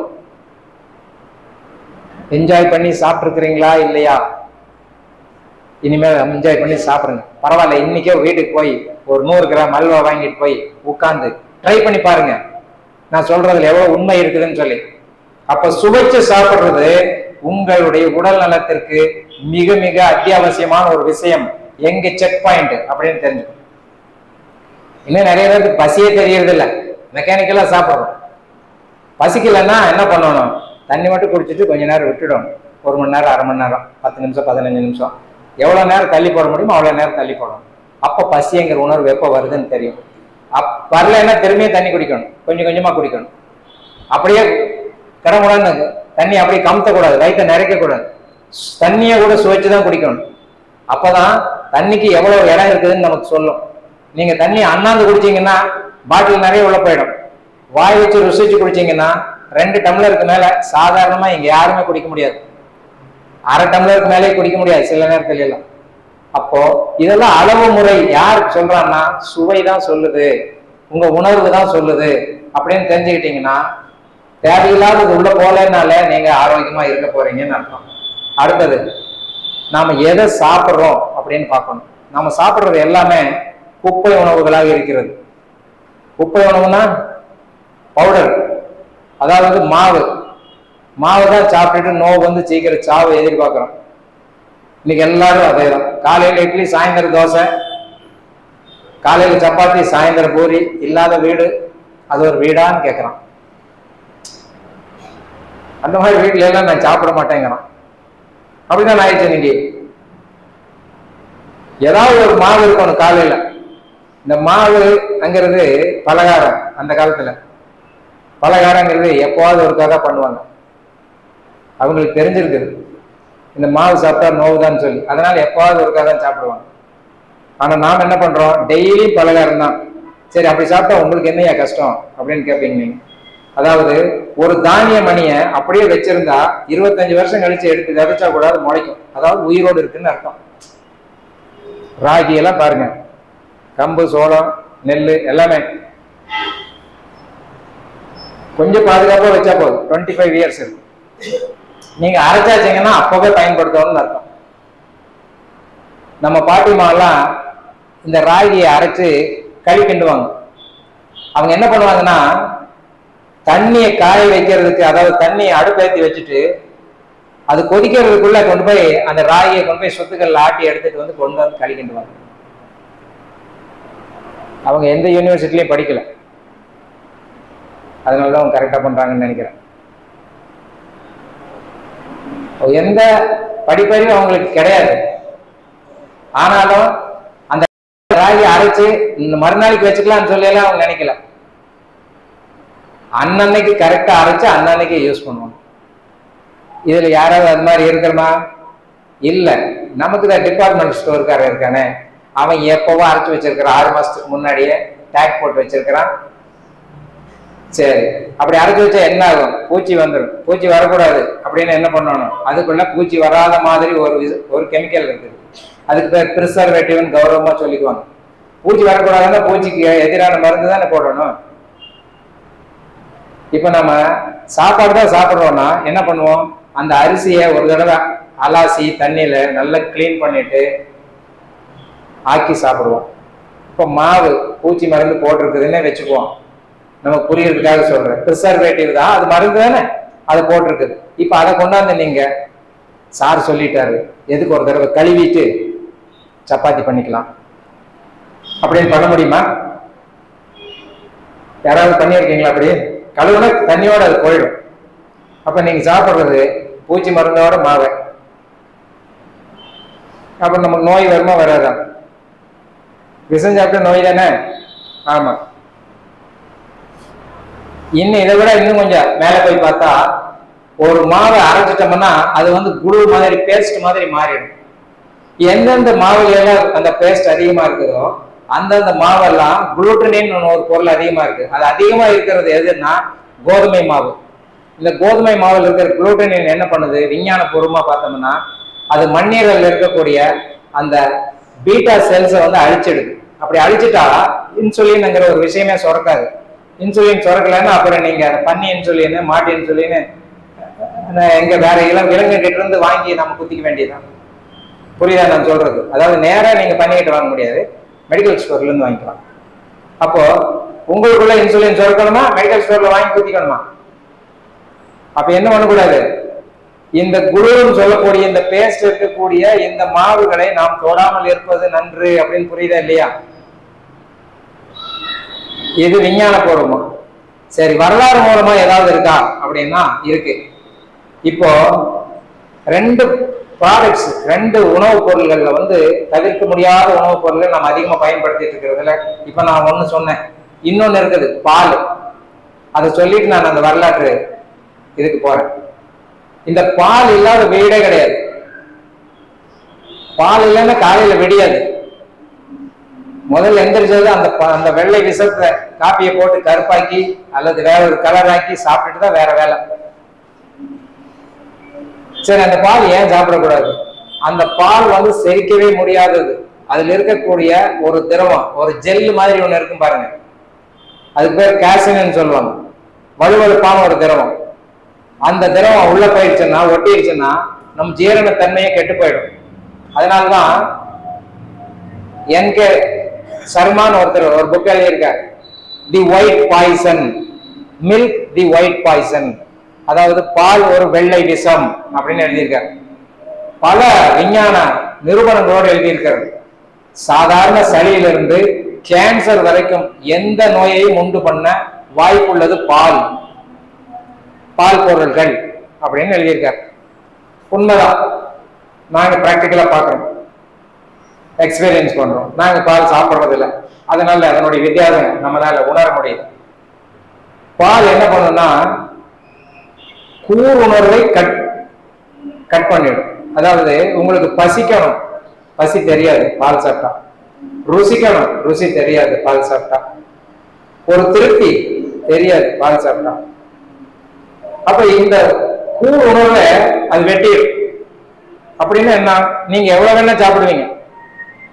அப்ப அளவு முறை இல்லாம சாப்பிடும் போது உங்களை மேலும் நோயாளியா மாறும். இதுதான் பாலினுடைய வேலை.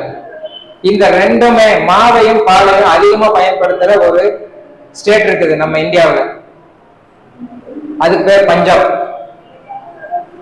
அவன்லாம் பால் வந்து நம்ம மாதிரி டம்ளர்ல குடிக்க மாட்டான். அவன் ஜத்துல தான் குடிப்பான், பெரிய மக்கள் குடிப்பான். நம்ம டம்ளர் மாதிரி 3 சைஸ் இருக்கும். சப்பாத்தி நம்ம மாதிரி 1, 2 எல்லாம் சாப்பிட மாட்டான், பெரிய அடுக்கி வச்சு பிச்சு போட்டு ஃபுல்லா சாப்பிடுவோம். சரி, இப்போ அவனுக்கு என்னாச்சு அப்படின்னா, இந்தியாவில் எங்கேயுமே கேன்சர் எக்ஸ்பிரஸ் ஓடல, பஞ்சாப்ல தான் ஓடிட்டு இருக்குது. அப்படின்னு என்ன அர்த்தம்? கேன்சர் நோயையே உண்டு பண்ணும் இந்த உணவுகள் என்றால், இந்த உணவு பழக்கங்கள் என்றால், மற்ற நோய்கள்லாம் வருமா வராதா? அதனுடைய உண்மையை புரிஞ்சுக்கிட்டு நாம எந்தெந்த உணவுகள் தேவையில்லை அப்படின்னு தெரிஞ்சுக்கிட்டு அதுல இருந்து வெளியே வரணுமா வேண்டாமா?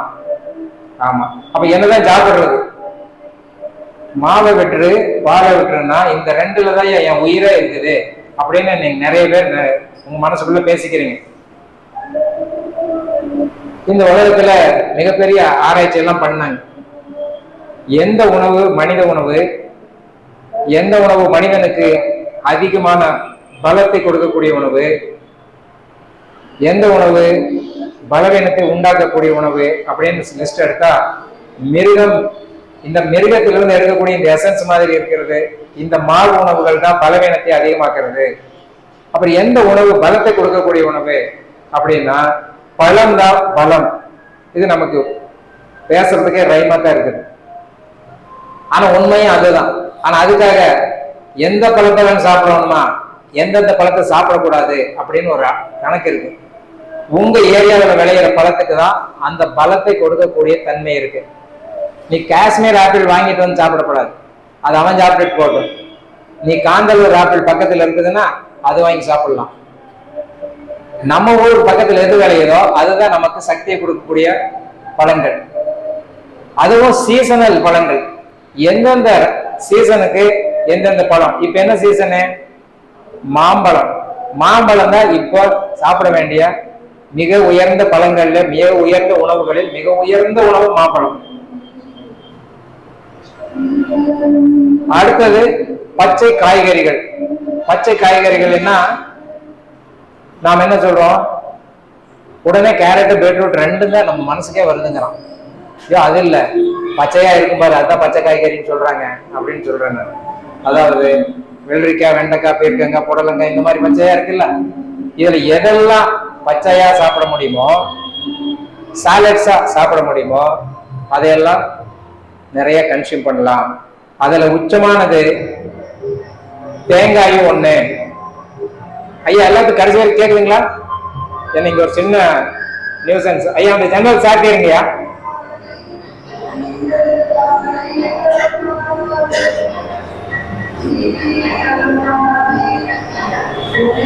அப்போ தேங்காய் பச்சையா இருக்கும்போது காய்,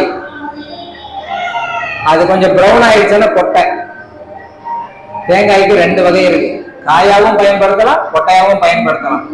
தேங்காய் சாப்பிட்டா குழப்பம் செத்து போயிடுவான்னு சொல்லி நமக்கெல்லாம் ஒரு மிகப்பெரிய பயத்தை உண்டு பண்ணி வச்சிருக்கிறாங்க. ஆனா உண்மையிலேயே தேங்காய் தான் ஒரு முழு உணவு அப்படின்னு சொன்னா நம்புவீங்களா? தேங்காய் தான் உன்னுடைய தாய்ப்பாலை விட உயர்ந்தது அப்படின்னு சொன்னா உங்களுக்கு எப்படி இருக்கும்? ஆமா, உண்மை. இப்ப நம்ம கை கால காயமானா அந்த சதை தானா ஒட்டிக்கும், அங்க டேமேஜ் ஆனா தானா சரியாயிடும். அதே மூளையில் ஏற்பட்டதுன்னு வச்சுக்கோங்க, தானா சரியாகாது.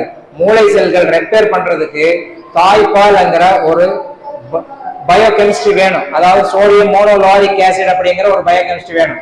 இந்த சோடியம் மோனோலாரிக் ஆசிட் இன்னைக்கு தாய்ப்பாலுக்கு அடுத்து தேங்காய் பால்ல தான் இருக்கு. இப்ப சொல்லுங்க, தேங்காயினுடைய மகத்துவம் நமக்கு புரிஞ்சிருக்கும்னு நான் நம்புறேன். அப்போ தேங்காய் இல்லாத வீடு இருக்கக்கூடாது, தேங்காய் இல்லாத உணவு இருக்கக்கூடாது, தேங்காய் பால் இல்லாத உணவு இருக்கக்கூடாது அப்படின்னு நமக்கு மனசுக்குள்ள தோணிடுச்சா? இதுக்கு ஏதாவது ஆதாரம் இருக்கா அப்படின்னா இதுக்கு ஆதாரம் இருக்கு. சிவனுக்கு அப்படி கொஞ்சம் தாண்டி போனீங்கன்னா தேங்காய் பால் இல்லாம எந்த ஒரு உணவு இருக்காது. சரி, அதனால என்ன ஆயிடுச்சு அவங்களுக்கு அப்படின்னா, அவங்களுடைய பயாலஜிக்கல் சேஞ்சஸ் எப்படி நடக்குது அப்படின்னு பார்த்தா இளமையா இருக்காங்க அப்படின்னு இன்னைக்கு எல்லாருனாலையும் யூகிக்க முடியும். அவங்க நம்ம கிட்ட சொல்லுவாங்க, ஐயாவுக்கு வயசு எவ்வளவு இருக்கும் அப்படின்னு அவர்கிட்ட கேட்டா அவர் கேஷுவலா ஒரு 70 இருக்கும் அப்படின்னு சொல்லுவார். ஆனா நம்ம பார்த்தா எப்படி இருக்கும்? ஒரு 45 மதிக்கிற மாதிரி இருக்கும். அப்ப காரணம் என்னன்னா, அந்த இளமையை தக்க வைத்துக் கொள்ளக்கூடிய ஒரு பலம் எங்க இருக்குதுன்னா தேங்காய் பால்ல இருக்குது. அந்த மூளை செல்களை பலமா வச்சுக்கக்கூடிய பக்குவம் அதுல இருக்குது. ஆனா நம்மளை இதெல்லாம் என்ன சொல்லிட்டாங்க, ஐயோ தேங்காய் பாலா சாப்பிடக்கூடாது, அது கொழுப்பு செத்து போயிடுவேன் அப்படின்னு. இப்படி இது ஒரு பெரிய புரளியை கட்ட வைத்து விட்டுருக்கிறாங்களா இல்லையா? இதுல யாராவது இல்லைன்னு சொல்ல முடியுமா? ஆமா, நாம அதைய பயன்படுத்துறதுக்கு தயங்கக்கூடாது. இந்த விஞ்ஞானத்தையும் இந்த வரலாறையும் புரிந்து கொண்டு தேங்காய் எல்லார் வீட்லயும் இருக்கணும். அதை எப்படி சாப்பிடணுங்கிறத முறையும் சொல்லி கொடுத்துட்றேன். ஏன்னா நமக்கு நிறைய பேருக்கு தேங்காய் சொல்லிட்டாருன்னு சொல்லிட்டு போய் இன்னைக்கே போய் 2 தேங்காய் உடைச்சு விட்டுக்கா தின்னு பட்டு பார்த்துட்டு ஐயா வயிற்றால் போகுதுன்னு சொல்லக்கூடாது. தேங்காய் பால்ல ஒரு தேங்காய்க்கு ஒரு எலுமிச்சம்பழம் ஜூஸ் புழிஞ்சு ஒரு 2 மணி நேரம் வச்சுட்டீங்கன்னா மோர் மாதிரி ஆயிடும். அதை பயன்படுத்தினாதான் எளிதில் செரிமானம் ஆகும். அதை விட்டுட்டு நீங்க தேங்காய் பாலை தனியா சாப்பிட்டா இதனால் டைஜஸ்ட் வெந்ததெல்லாம் தின்னு பழக்கி போயிட்டாவான். அதனால இந்த தேங்காய் பால் உடனே செரிமானம் ஆகாது. அப்ப அது செரிமானம் ஆகிறதுக்கு அதை உடைக்கணும், எலுமிச்சம்பழம் ஜூஸ் விட்டு. புரியுதுங்களா? அதை நம்ம 8 மணி நேரம் வச்சிருந்தாலும் அது ப்ராசஸ் நடந்துகிட்டே இருக்கும், நல்லா இருக்கும். ஸோ இந்த மாதிரி நீங்களும் நிறைய ஏதாவது நல்ல விஷயங்கள் இருந்துச்சுன்னா அதை கன்வெர்ட் பண்ணி பயன்படுத்துங்க. ஆனா தேங்காயை பயன்படுத்தாம இருக்காதீங்க. அப்போ பாலுக்கு பதிலாக தேங்காய் பால் அப்படின்னு வச்சுக்கோங்க. சரி, எது சாப்பிடக்கூடாது? பால் சாப்பிடக்கூடாது, மாவு சாப்பிடக்கூடாது. அப்ப எதுதான் சாப்பிடுறது? பழங்கள், உயர்ந்த பழங்கள். அடுத்தது காய்கறிகள். காய்கறிகள் எல்லாம் தேங்காயை காய்கறியாகவும் பயன்படுத்தலாம், கொட்டையாகவும் பயன்படுத்தலாம். கொட்டையை பத்தி நான் கடைசியில் சொல்றேன். அடுத்தது கீரைகள். அடுத்ததுதான் தானியம். 4வது இடத்தில் தானியம் இருக்கிறது. எப்போ? இந்த உலகத்தில் செய்த பெரிய ஆராய்ச்சியில் எது உயர்ந்த உணவு, எது நோய் வராமல் இருக்கும் உணவு அப்படின்னு பண்ண ஆராய்ச்சியில தானியத்தை 4வது இடம். அதுவும் முழு தானியமாக இருந்தால் ஒழிய அது 4வது இடத்துக்கு தகுதி இழந்துடும். நீ அதை பீட்சா பண்ற, பர்கர் பண்ற, பிஸ்கட் பண்ற, புண்ணாக்கு பண்ற, கேக் பண்றேன்னு பண்ணினேன்னு வச்சுக்கோங்க, அதுக்கு இடமே கிடையாது. அது குப்பை உணவுக்கு போயிடும். அது முழு தானியமாக பயன்படுத்தும் இடத்தில் மட்டும்தான் அது 4வது இடத்தில் இருக்கிறது. இப்ப நாம ஆரோக்கியமான உணவை சாப்பிட வேண்டும் அப்படின்னா என்ன பண்ணணும்? பழங்கள் முதலிடத்தில் இருக்கிறது. பழங்களை நாம் அதிகமாக சாப்பிட வேண்டும். பச்சை காய்கறிகள் 2வது இடத்துல இருக்குது. நிறைய சாலட்ஸ் சாப்பிடணும். 3வது இடத்துல கீரைகளை அவிச்சு சாப்பிடணும். நம்ம கீரையெல்லாம் சாப்பிடணும்னா நம்ம என்ன பண்ணுவாங்கன்னா, கீரை பிடிங்கிட்டு எண்ணெயை ஊற்றி நல்லா வதக்கி இவ்வளவு கீரையை இவ்வளவு பண்ணி சக்கையாட்ட கொண்டாந்து பிளேட்ல வச்சோம், நல்லா சாப்பிடணும். முறுமுறுன்னு இருக்கு சாப்பிடணும். இப்படி இல்லை கீரை சாப்பிடுறது. கீரை தண்ணிக்குள்ள வேகணும். அப்பதான் அந்த கீரை உங்களுக்கு அந்த குளோரோஃபில் இருக்கக்கூடிய அந்த எனர்ஜி நம்மளுடைய மெட்டபாலிக் ஆக்டிவிட்டீஸ்க்கு உதவி செய்யும், ஒத்திசைவாக இருக்கும். கழிவுகளை போக்கும். புரியுதுங்களா? அப்போ பழங்கு, காய்கறி, கீரை, அடுத்ததுதான் சாதம். மூதானியம் ஒண்ணும் இல்லை, சாதம் தான், வேற ஒண்ணும் இல்லை. அப்போ பலகாரங்களை சாப்பிடவே வேண்டாமா? சாப்பிடுங்க, அன்னன்னைக்கு சாப்பிடுங்க. அன்னன்னைக்கு ஆக்கிட்டு அன்னைக்கே சாப்பிட்டு காலி பண்ணிடுங்க. அதாவது இப்ப தேங்காய் சட்னி அரைச்சிட்டு மறுநாள் சாப்பிட்டா நல்லா இருக்குமா? 3 மணி நேரத்தில் கெட்டு போயிடும்ல. அது மாதிரி நீங்க கண்டிப்பா சாப்பிட்டே ஆகணும்னா அரைச்சு முடிச்சு சாப்பிட்டுட்டு சட்டி கவுத்தி வச்சிருங்க, மறுநாளைக்கு வச்சுக்காதீங்க. புரியுதுங்களா? இது மாதிரி இருக்க முடியுமா? நம்ம எல்லாம் முடியாதா? முடியுமில்ல? ஆமா, தலையாட்டுறது பார்த்தா எனக்கு சந்தேகம் வந்துருச்சு. இப்ப ஆரோக்கியம் நம்ம கையில இருக்கா, வேற ஒருத்தர் கையில இருக்கா? நம்ம கையில இருக்கு. இது எல்லாம் புரிஞ்சுக்கிட்டோம்னா நம்ம மனசுக்குள்ள எவ்வளவு பெரிய பலமா இருக்கு. நம்பிக்கை வந்துருச்சா இல்லையா? இந்த நம்பிக்கை தான் நம்மை சரியாக வழி நடத்தக்கூடியது. நாம் செய்யும் செயல் சரியாக இருந்தால் நமக்கு சரியானதுதான் நடக்கும் அப்படின்னு ஒரு நம்பிக்கை வந்துருச்சு. பாத்தீங்களா? அதாங்க இது கடைசியானதுதான் மனம். அந்த மனசுக்கு எந்த பயமும் வரக்கூடாதுன்னா நாம செய்யற செயல் எப்படி இருக்கணுங்க? சரியானதாக, சத்தியமானதாக இருக்கணும், யாருக்கும் தொந்தரவு இல்லாததா இருக்கணும். அப்படின்னா அது நம்பிக்கையை மேலும் அதிகப்படுத்தும். நமக்கு நம்பிக்கை வரலன்னா பயம் வந்துடும், கோபம் வந்துடும், சங்கடம் வந்துடும், சச்சரவு வந்துடும், நோய் வந்துடும். அப்ப நோயை ஓவர் கம் பண்றதுக்கு என்ன பண்ணலாங்க? நாம செய்யறத சரியாக செய்ய வேண்டும், அவ்வளவுதான். சரியா செஞ்சோம்னா எல்லாரும் ஆரோக்கியமா தான் இருப்போம். அதுதான் நம்ம விருப்பப்படணும். விருப்பப்பட்டா நிச்சயமாக நம்மளுடைய விருப்பமா அது இருக்குமா இருக்காதா? அதனாலதான் ஆரோக்கியம் அவரவர் விருப்பம் அப்படின்னு நம்ம இன்ன வரைக்கும் சிந்திச்சோம்.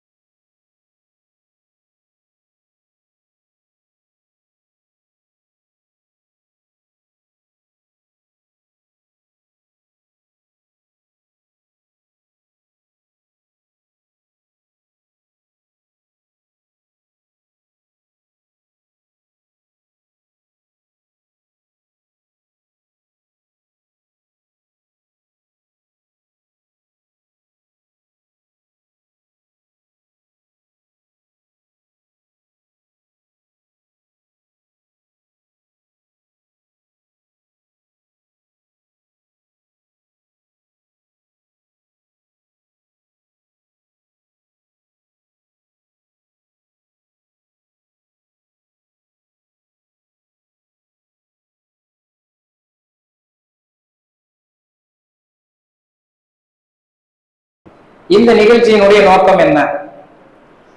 இந்த நிகழ்ச்சியினுடைய நோக்கம் எப்படியும் கண்டிப்பா கடைசியில் சொல்றதுக்கு இறங்குறதுக்கு முன்னாடி சொல்லிட்டு தான் இறங்குவேன். பட் இப்போ அவர் கேட்டதுனால முன்னாடி சொல்லிடுறேன். நாங்க 2001 இருந்து இந்த அக்குபஞ்சர் என்ற மருத்துவத்தை, மக உன்னதமான மருத்துவத்தை மக்களுடைய விருப்பத்துக்கு ஏற்ப, அவங்களுடைய வேண்டுதலுக்கு ஏற்ப நாங்க வகுப்பு நடத்தி சுமாரா ஒரு 3-4 பேர்களை அந்த படிப்பு கொடுத்துருக்கிறோம். அதுல ரொம்ப திறமையா ஒரு 1500 பேருக்கு மேல நல்லா பிராக்டிஸ் பண்ணிட்டு இருக்கிறவங்க இருக்காங்க. அவங்களுக்கு ஒரு அறிமுகம், உங்களுக்கு இத்தனை நாள் நித்யான்னா யாருமே தெரியாம இருக்கலாம். நித்யானா அவங்க ஏதோ ஒரு ஆபீஸ்ல வேலை பார்த்துட்டு இருந்தாங்க, இல்ல வீட்டுல வேலை செஞ்சுட்டு இருந்தாங்க, அவங்களுக்கு என்ன தெரியும் அப்படிங்கிற மாதிரி இருப்பாங்க. அப்படி இல்லாம நித்யா எங்க இந்தியன் அக்குடச் மெடிக்கல் இன்ஸ்டிடியூட்னுடைய மாணவி. அவங்க இந்த வகுப்பை மிக சிறப்பா அட்டன் பண்ணி முடிச்சிருக்கிறாங்க இந்த வருஷம். அப்ப அவங்களுக்கு ஒரு நல்ல தகுதி இருக்கு. அந்த தகுதியை நீங்க பயன்படுத்தி கொள்ள வேண்டும் என்பதற்காகத்தான் இந்த நிகழ்ச்சி ஏற்பாடு பண்ணியிருக்கோம். இந்த ஏரியாவில் இருக்கிறவங்க நீங்க எந்த மருத்துவ உதவி இருந்தாலும் அவங்க உங்களுக்கு கைடன்ஸா இருப்பாங்க, உங்களுக்கு வழிகாட்டுவாங்க. உங்களுக்கு சாப்பிட்றது மறந்து போச்சு, என்ன மாதிரி இருக்கணும், காய்ச்சல் வந்துருச்சு, நான் என்ன பண்ணணும், அதுக்கும் கூட அவங்க வழிகாட்டியா இருப்பாங்க. இதுக்கு மேல அவங்க தொட்டு உங்களுக்கு ட்ரீட்மெண்ட் பண்றதுக்கும் அவங்க தகுதியானவங்க அப்படின்னு உங்களுக்கு அறிமுகப்படுத்துறதுக்கு தான் இந்த விழா. ஆனா சும்மா வெறும் அறிமுகப்படுத்திட்டு போயிட்டா ஒன்றும் பிரயோஜனம் இல்லை. உங்களுக்குள்ள ஒரு மிகப்பெரிய பொக்கிஷம் இருக்குது. அந்த பொக்கிஷத்தை பாதுகாக்க வேண்டிய பொறுப்பு நமக்கு இருக்குது அப்படின்னு சொல்லிட்டாதான் அந்த வகுப்பு முழுமையடையும். அப்படிங்கிறதுக்காகத்தான் முதல்ல உங்ககிட்ட இருக்கிற பொக்கிஷத்தை நல்லா தொடச்சு பலபலன் பண்ணி அதுக்கு பின்னாடி அறிமுகப்படுத்தலான் இருந்தோம். பரவாயில்ல, எண்ட் ஆஃப் த செஷன்ல தான் இருக்கிறோம். அதுக்காகத்தான் இந்த நிகழ்ச்சியை நாங்க ஏற்பாடு பண்ணியிருந்தோம். இது ஒவ்வொரு இடத்துலையும் எந்த மாணவர் எந்தெந்த இடத்துல இருக்காங்களோ அவங்க ஒவ்வொரு இடத்துக்கும் நாங்க போய் அறிமுகப்படுத்துறது எங்களுடைய பழக்கமா வச்சிருக்கிறோம். அந்தந்த பகுதியில் இருக்கிறவங்க பயனடையணுங்கிறதுக்காகவும், அந்தந்த பகுதியில் இருக்கிற நம்ம மாணவர்களுக்கு ஒரு வழிகாட்டுதல், ஒரு வகையில நீங்க இனி தொடர்பு இருப்பீங்களா இல்லையா, அவங்க படிச்ச படிப்புக்கு இனி உரைகள் வேணும் இல்ல, அதுக்கு நீங்க தான் உரைகள். அவங்க படிச்ச படிப்பை எங்க போய் வரிசை பார்க்கறது, உங்ககிட்ட தான். அதனால இது ஒரு பெரிய கடினமான கஷ்டம் கிடையாது, இது ஒரு பெரிய பரீட்சை கிடையாது, இது ஒரு பெரிய விஷத்தை நாம் உள்ள வாங்குற வேலை கிடையாது. அரை நிமிஷத்துல வைத்தியம் முடிஞ்சிடும். அக்குபஞ்சர் வைத்தியம் எவ்வளவு நேரம் பண்ணுவாங்க, அதுக்குள்ள இதை ஓடிட்டு இருந்தாங்க காலையில. அக்குபஞ்சர் வைத்தியம் ஒரு அரை நிமிஷத்துல முடிஞ்சிடும். அந்த அரை நிமிஷ வைத்தியத்துல நாம மிகப்பெரிய ஒரு பலனை அடைய முடியும்னா அதை நம்ம பயன்படுத்த தவறக்கூடாது. அப்படிங்கிறதுக்காகத்தான் இந்த அறிமுக வகுப்பு, அறிமுக விழா. வேற ஒண்ணும் இல்லை, இதுல வேற எந்த உள்நோக்கமும் கிடையாது. இங்க வியாபாரம் கிடையாது, விளம்பரம் கிடையாது, பேனர் கிடையாது, போஸ்டர் கிடையாது, வெளியெல்லாம். இது உள்ள நம்ம எதுக்காக வந்திருக்கிறோங்கிறதுக்காக உள்ளதான் போஸ்டர், வெளியே வைக்க வேண்டாம்னு தான் சொல்றோம். நாங்க எந்த இடத்துல வியாபாரம் கிடையாது, எந்த இடத்துல விளம்பரம் கிடையாது. எங்க நிர்வாகம் 28 வருஷமா இருக்குது. 28 வருஷத்துல நீங்க எங்க இன்ஸ்டிடியூட்டா, அப்படியா, அப்படி ஒண்ணு இருக்கா, அப்படித்தான் கேட்பாங்களே தவிர, ஆனா நான் அங்க பாத்துங்க இங்க பாத்துங்க அப்படி எல்லாம் சொல்லவே மாட்டாங்க. எந்த ஒரு மருத்துவத்துக்கும் எந்த ஒரு ஆன்மீகத்திற்கும் விளம்பரம் கூடாது. விளம்பரம் பண்றாங்கன்னா வியாபாரம் நடக்குதுன்னு அர்த்தம். இப்ப நீங்க எல்லாம் எதுக்காக வந்திருக்கிறீங்க, அவங்க சொன்னது வந்துட்டீங்க. அவங்க ஒண்ணு நோட்டீஸ் கொடுத்தாலும் கூப்பிடல உங்களை, ஐயா வாங்க இந்த மாதிரி ஒரு நிகழ்ச்சி இருக்குது, அம்மா வாங்க இந்த மாதிரி ஒரு நிகழ்ச்சி இருக்கு அப்படின்னு கூப்பிட்டு வந்துட்டாங்க. சிலர்ல கூப்பிடாமே வந்திருக்காங்க. சிறுவெளிபுத்தூர்ல இருந்து ஒரு அம்மா வந்திருக்குது, அவங்க உங்க கூட படிக்கிறவங்க. ஸோ ஐயா என்னதான் பேசுறாரு பார்ப்போமே அப்படின்னு அங்க இருந்து கிளம்பி வந்துட்டாங்க. ஸோ அந்த மாதிரி நிறைய பேர், என்னோட நண்பர்கள் நிறைய பேர் உட்கார்ந்துருக்காங்க கீழே. 10 வருஷம் 15 வருஷத்துக்கு முன்னாடி படிச்சவங்க எல்லாம். ஸோ நோக்கம் அதுதான். நோக்கம் மக்களிடம் கொண்டு போய் சேர்ப்பதுதான் எங்களுடைய நோக்கம். ஆரோக்கியமான சமுதாயத்தை பார்க்க வேண்டும் என்பதுதான் எங்களுடைய ஆசை எல்லாமே. நிகழ்ச்சியை முடிச்சுக்கலாமா? இல்லை வேற யாராவது ஏதாவது பங்களிப்பு இருக்கா அதுல?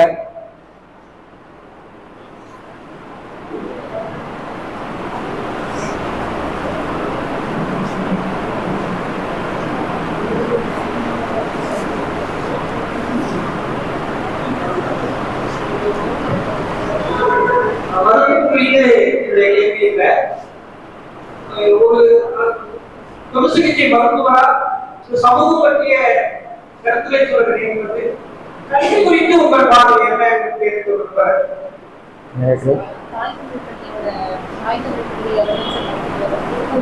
தாய்தமிழ் பள்ளி வள்ளலார் தாய்தமிழ் பள்ளி அதெல்லாம் நடத்திட்டு கல்வி குறித்து உங்களோட எல்லாமே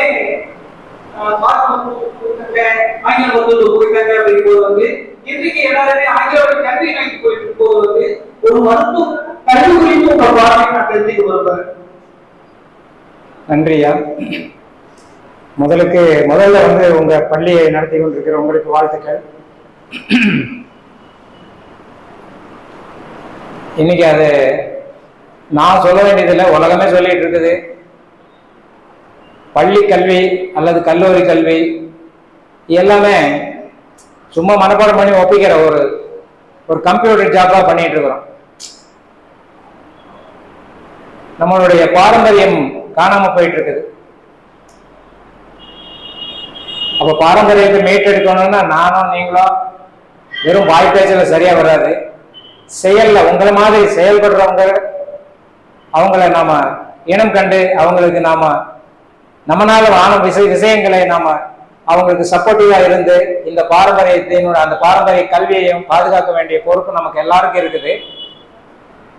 ஒரு அக்குபஞ்சரிஸ்டா எனக்கு ரொம்ப ஜாஸ்தியா இருக்குன்னு நான் நம்புறேன். நம்ம பாரம்பரிய கல்வி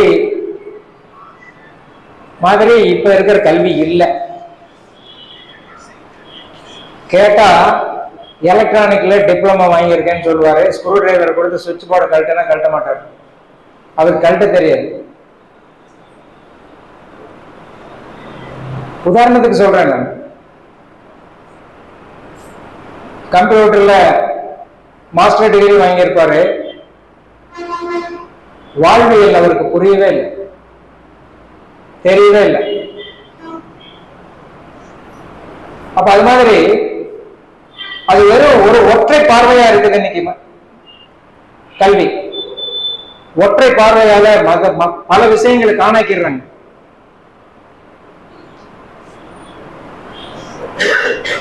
ஒரு மாணவனுக்கு அடிப்படையா என்னென்ன தகுதி வேணும், ஒரு மாணவனுக்கு அடிப்படை என்னென்ன தெரிஞ்சிருக்கணும், வாழ்க்கை கல்வியினுடைய அடிப்படை விஷயங்கள் என்ன,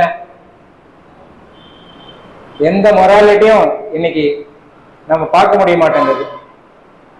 அதை விட 2 வரி எழுத வர மாட்டேங்குது. 10ஆம் கிளாஸ் படிக்கிற பையனை கூப்பிட்டு ஒரு 2 வரி சுயமா எழுத தெரிய மாட்டேங்குது. தப்பு இல்லாம எழுத தெரிய மாட்டேங்குது. தமிழ் ஆகட்டும் இங்கிலீஷ் ஆகட்டும். சரி, இங்கிலீஷ்லயே எழுதுனா இங்கிலீஷ்ல கூட வர்றதில்லை. அப்போ எஜுகேஷன்ங்கிறது ரொம்ப மாற்ற வேண்டிய ஒரு விஷயம்தான். அது உங்கள் மாதிரி இருக்கிறவங்க முன்னெடுத்து செய்ய வேண்டிய ஒரு விஷயம்தான். அதுக்கு உலகமே, அதாவது உலகம், நம் மக்கள் எல்லாருமே அதுக்கு சப்போர்ட்டிவா இருந்தா கட்டாயமா அந்த மாற்றத்தை விரைவில் எதிர்கொள்வோம், அடைவோம். உங்களுக்கு என்னுடைய வாழ்த்துக்கள். இந்த நிகழ்ச்சியின் மூலமாக ஒரு கல்வி நிலையம் நடத்துறதுங்கிறது எவ்வளவு கஷ்டம், அதுவும் இப்படி முரணம் நடத்துறதுங்கிறது எவ்வளவு கஷ்டங்கிறது எனக்கு தெரியும். ஏன்னா நாங்களும் கல்வி நிலையம் வச்சிருக்கிறோங்கிறதுனால அதை சொல்றேன். எங்க காலேஜ் மாசத்துல 2 நாளோ 4 நாளோ தான் திறப்போம். அதுக்குன்னு ஒரு கட்டடம் வச்சிருக்கிறோம். ஏன்னா 4 நாள் நடத்துறதுக்கெல்லாம் எதுக்குறா அவ்வளவு பெரிய கட்டடத்தை அப்படின்னு நமக்கே கேள்வி வரும் சில நேரத்துல. இல்ல, அதுல அந்த நிகழ்ச்சியை தவிர வேற எந்த நிகழ்ச்சியும் நடக்கக்கூடாது அப்படின்னு வைராக்கியமா வச்சிருக்கிறோம். அந்த தூய்மையான பணி தான் அங்க நடக்கணும். அங்க கற்றுக் கொடுக்கல் பணி மட்டும் நடக்கணும். கற்றுக் கொடுக்கறது மட்டும் கிடையாது, வாழ்க்கை விஞ்ஞானத்தை அவன் வாழ்க்கையில என்னன்னைக்கு மறக்காத ஒரு விஷயத்தை எடுத்து போக வந்த இடமா இருக்கணும். அதனால வேற எந்த நிகழ்ச்சியும் அங்க கூடாது அப்படின்னு வச்சிருக்கணும். அது மாதிரி இந்த பாரம்பரிய கல்வியை நாம் மீட்டு எடுக்கணும். நாம் இழந்து விட்ட அந்த கல்வியை மீட்டெடுக்கக்கூடிய காலம் வெகு தூரம் இல்லை, நடக்கும். நம் தேவை எதுவோ அதுதான் நடக்கும். இன்றைய மக்களுடைய தேவை பண தேவை தான், ஒண்ணுதான் அப்படின்னு நினைச்சிட்டு இருக்கிறாங்க. அது இல்லை. மனசுல நிம்மதி இருக்கணும், வாழ்க்கை சுகமா இருக்கணும், ஒற்றுமை இருக்கணும், அமைதி இருக்கணும் அப்படிங்கிறது எல்லாருக்கும் தெரியும். ஆனா அதை செயல்படுத்த தயங்குறாங்க, அவ்வளவுதான் விஷயம். உங்க மாதிரி முன்னோடிகள் போகும்போது அது பின்னாடி வர எல்லாரும் தயாரா தான் இருக்காங்க ஐயா. வாழ்த்துக்கள்.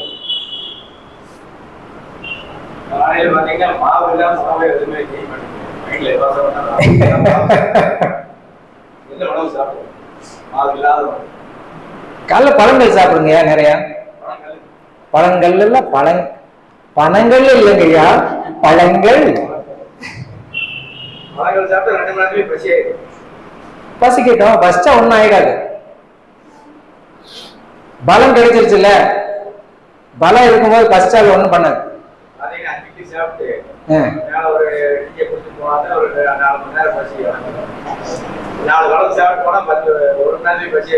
எங்க தோட்டத்துல ஒரு நாய்க்குட்டி வச்சிருக்கிறேன். அதுக்கு இட்லி போட்டா திங்காது, தோசை போட்டா திங்காது, எந்த மாவு போட்டாலும் திங்காது. நாம எவ்வளவு மோசமா இருக்கிறோம் பாருங்க. அதுக்கு தெரியுது, அதுக்கு தெரியுது.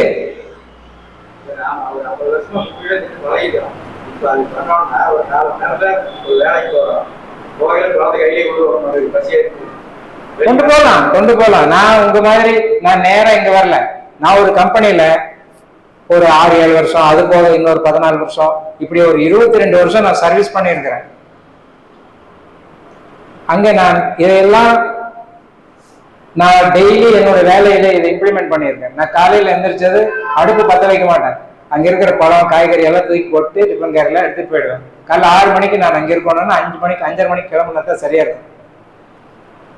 5:30 மணிக்கு இதெல்லாம் ரெடியா எடுத்து பேக் பண்ணிட்டு போயிடுவேன். நல்ல பிரிஸ்கா இருக்கும். ஏன் இன்னைக்கு கூட அப்படித்தான் வந்திருக்கிறேன்.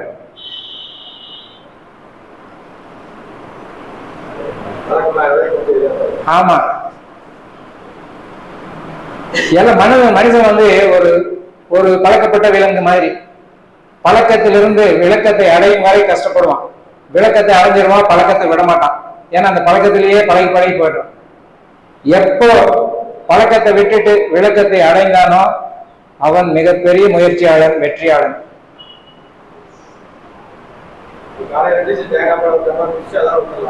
பழங்கள் பழங்கள் பழங்கள்.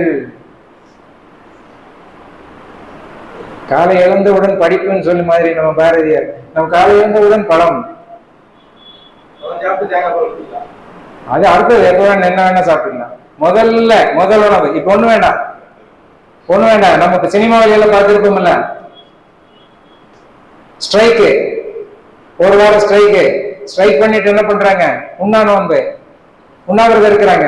உண்ணாவிரதம் இருந்துட்டு உண்ணாவிரதத்தை எப்படி முடிக்கிறாங்க, பிரியாணி வெட்டியா. ஆமா, முதல்ல பழம், முதல்ல எளிமையில சுகமாக, அதாவது செரிமானமாகக்கூடிய பலத்தை கொடுக்கக்கூடிய பல விஷம், அதான் முதல்ல கொடுப்பாங்க. அதான் breakfast should be start with fruit juice அப்படின்னு சொல்றேன் நான். சுகருங்கிறது என்னன்னு தெரியல நமக்கு, அது தெரிஞ்சுக்கணும். சுகருங்கிறது செரிமானம் பண்ண முடியாத குப்பை குளுக்கோஸ், குப்பை சர்க்கரை. செரிமானம் பண்ணிட்டா அது பயன்பாட்டு சர்க்கரை. செரிமானம் பண்ண முடியல, இது குப்பை அப்படின்னா ஒண்ணுக்கு வழியா வெளியே தள்ளிடும். இதைத்தான் சர்க்கரை நோயின்னு சொல்றோம். அப்ப நோய்ங்கிறது நாமளா உண்டு பண்ணதான். அப்ப இனிமேல் பசிச்சு ருசிச்சு செரிமானமாகக்கூடிய உணவுகளையே சாப்பிட்டா உங்களுக்கு சர்க்கரை நோய் இருக்காது.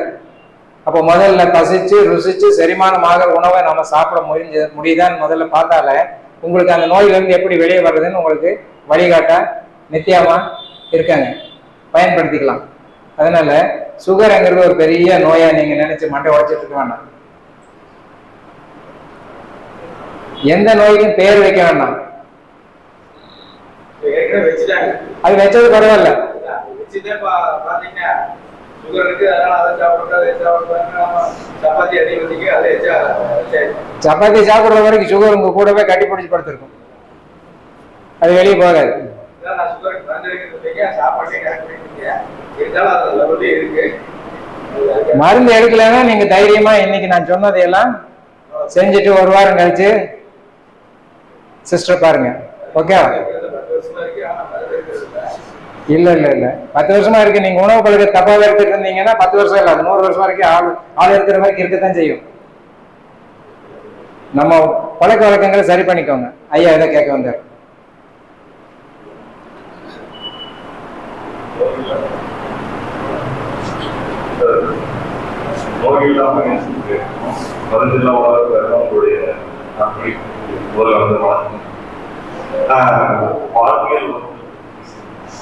அதுல பசி ருசின்னு சொல்லிருக்கேன். அதோட சேர்ந்து தூக்கமும் அதுவும் அதை பத்தி உங்களுடைய விஷயங்களை சொன்னீங்கன்னா நல்லதா இருக்கும். ஓகே, நல்லது. விட்டு போன விஷயத்தை எடுத்து கொடுத்துருக்காரு, பரவாயில்ல. அதாவது ஒண்ணும் இல்லை,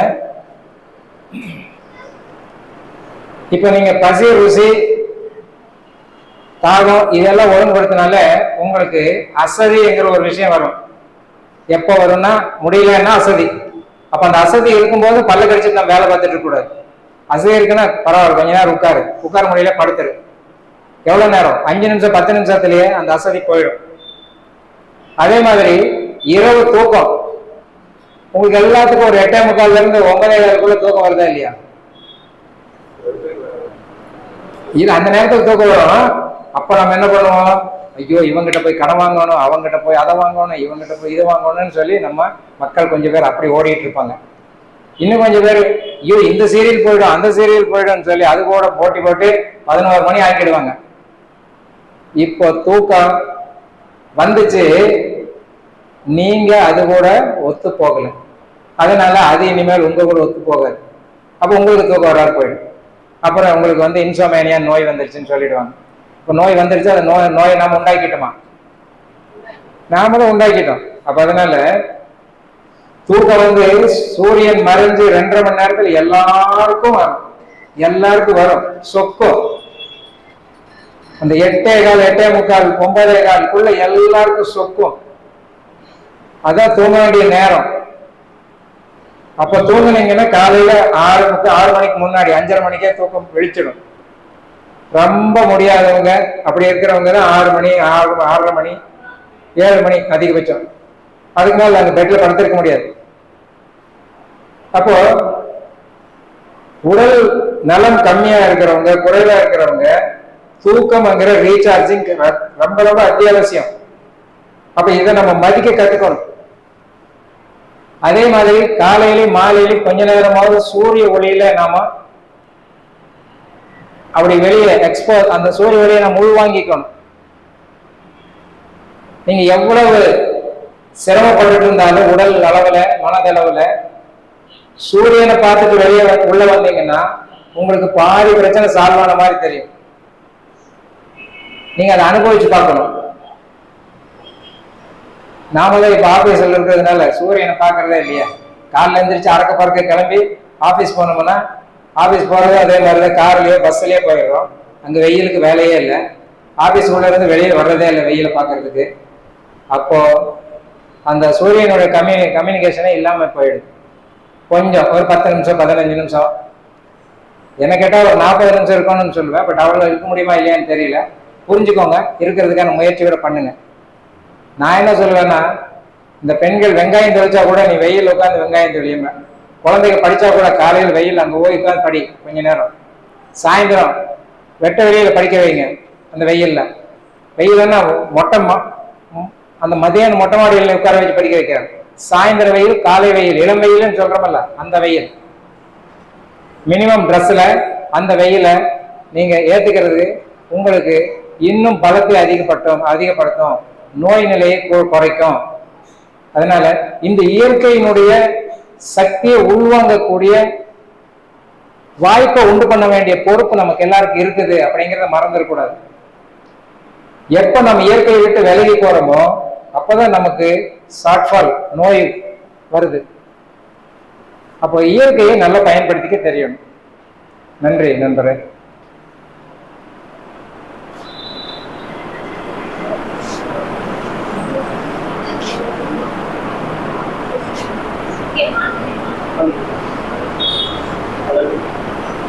சொல்லுங்கய்யா, பக்கத்துல தான் இருக்கேன், சொல்லுங்க.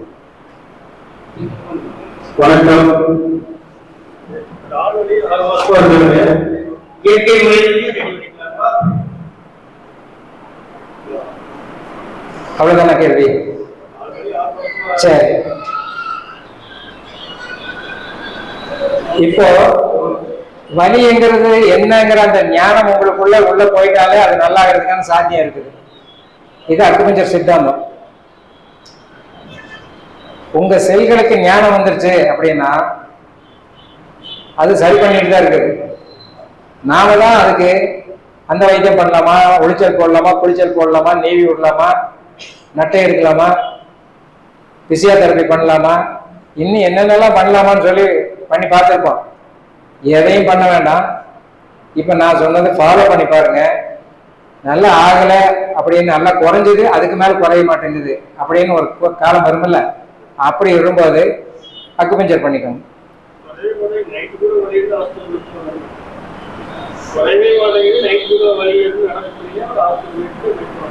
அங்க போனா குறையாதுங்க, அங்க போனா குறையாதுங்க. நாம சாப்பிடுற மருந்துகள்னால வியாதி கூடுதலை தவிர குறையாது. விஷத்தால் பலவீனம் கூடும், குறையாது. விஷத்தால் நோய்களினுடைய எண்ணிக்கை கூடும், குறையாது. மருத்துவமனைகள் கூடும்.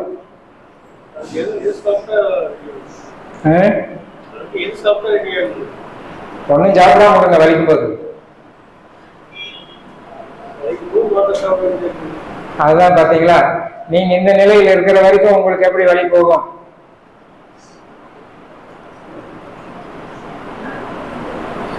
டெய்லி காலையில் 2 மாம்பழம் சாப்பிடுங்க அவர் சொல்லுவாருன்னு எதிர்பார்க்கிறாரு.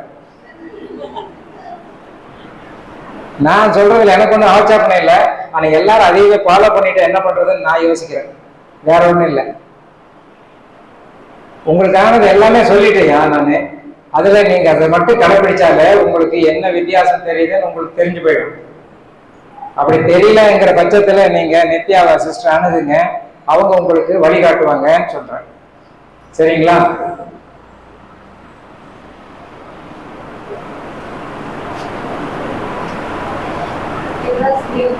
இப்ப இது வந்து தனித்தனியா ஒவ்வொருத்தர கன்சல்டேஷன் பண்றதுக்கான நேரம் கிடையாதுங்கிறத நான் உங்களுக்கு தகவலா கொடுத்துக்கிறேன்.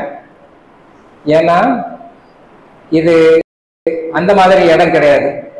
இது வந்து நம்மளுடைய பொறுப்பை நாம் உணர்வதற்காக, நாம் நினைச்சு பார்ப்பதற்காக, நமக்கு என்ன பொறுப்பு கொடுக்கப்பட்டிருக்கிறது இந்த உலகில், நம் உடலுக்கு எப்படி நாம் உதவி செய்வது, நம் உணர்வுக்கு எப்படி நாம் ஒத்துழைப்பது அப்படிங்கிறதுக்கான நினைச்சு பார்க்கறதுக்காக இந்த நிகழ்ச்சியை நாம ஏற்பாடு பண்ணியிருக்கிறோம்.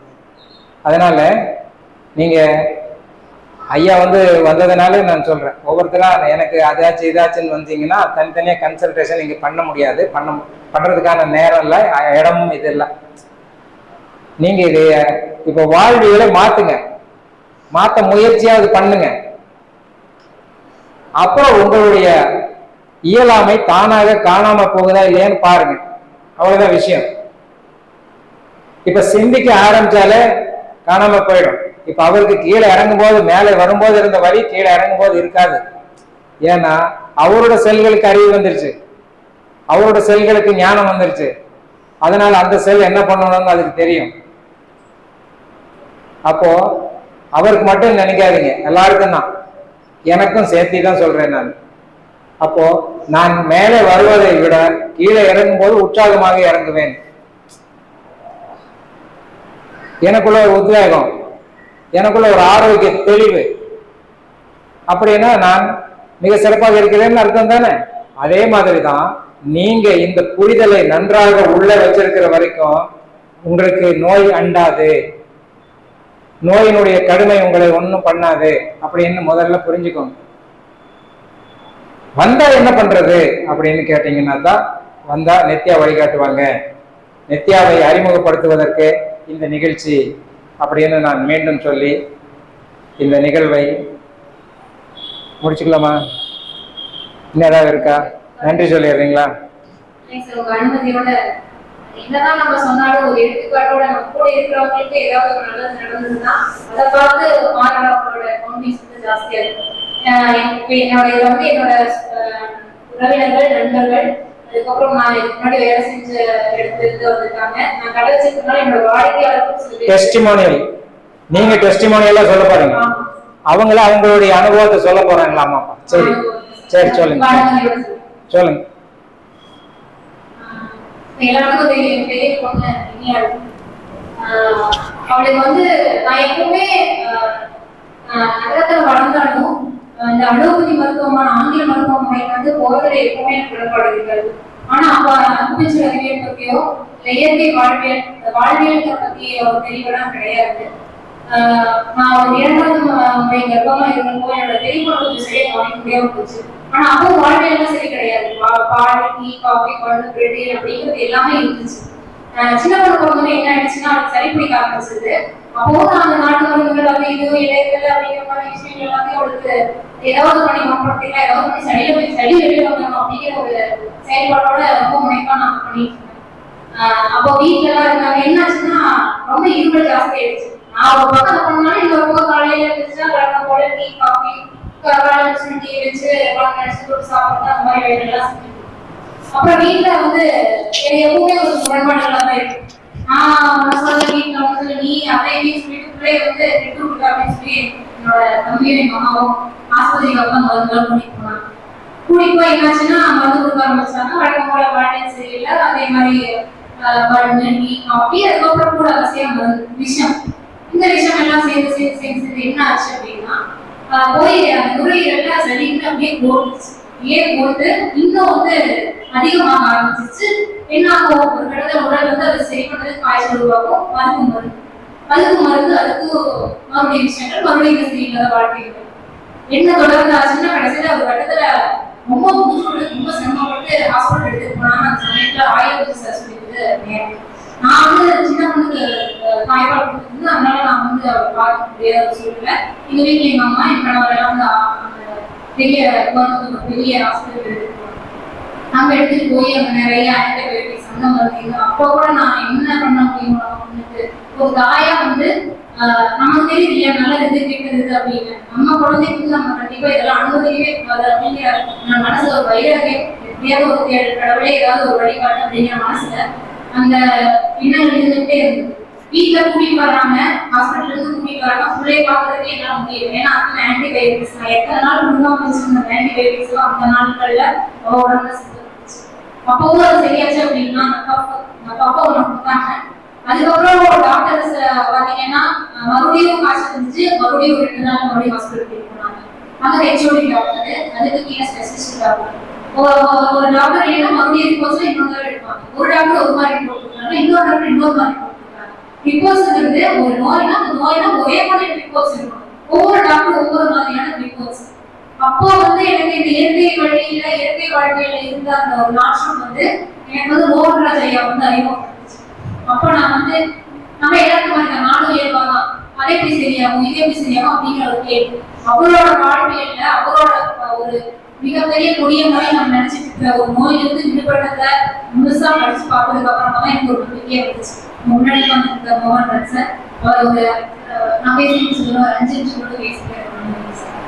அப்புறம் அவர்கிட்ட போனோம். அப்பதான் ஒரு தெரியும் இந்த மாதிரி முதல்ல இந்த மாதிரி இருக்கிற பாடம் இருக்குங்க, இந்த மைதா பொருட்கள் எல்லாம் குழந்தைக்கு கொடுக்கறது இருக்குது அப்படின்னு சொன்னாரு.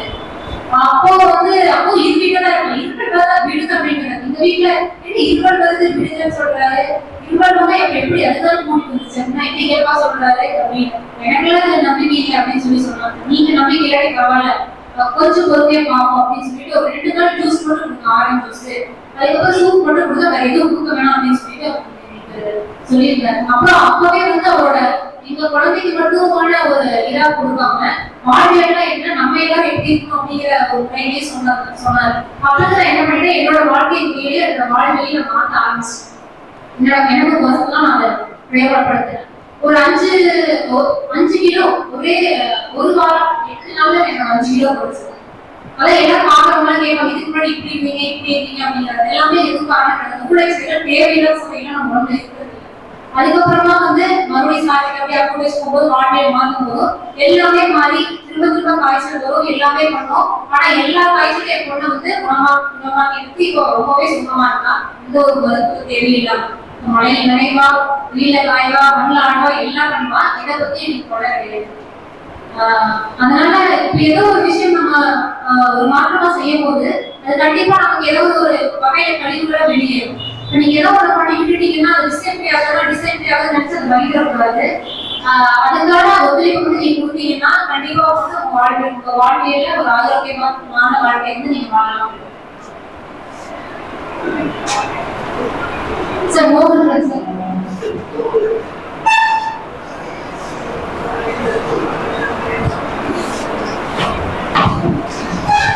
மோகன் ஐயாவை 5 நிமிஷம் அவரோட வாழ்க்கையை குறித்து பேசுறேன். வணக்கம். பொதுவா தலை இருக்கும் போது பாடக்கூடாதுன்னு சொல்லுவாங்க. பின்னாடி எங்க தலை இருக்காரு. என்னைக்கு உருவாக்கியது அவர்தான், அதுல மாற்று கருத்து இல்லை. அகுபஞ்ச படிப்பு படிக்கும் பொழுது சிகிச்சைக்கு நான் அவர்கிட்ட போனேன். படிச்சது வேற பக்கம் படிச்சேன். ஆனா நான் படிச்ச என்னுடைய அகுபஞ்சர் எனக்கு பலன் கொடுக்கல. திரும்பவும் நான் அவர்கிட்ட தான் ஓடி வந்தேன். அவர் சொல்வார், வேற ஏன்னா நாங்க ரெஃபர் பண்ணும்போது ஆரம்பத்துல மவுண்ட் வேற படிச்சுட்டு அதுக்கப்புறம் நம்மகிட்ட வந்தது. அதனாலதான் நான் அவரை என்கிட்ட அனுப்புறாரு அப்படின்னு அவர் சொல்லுவாரு.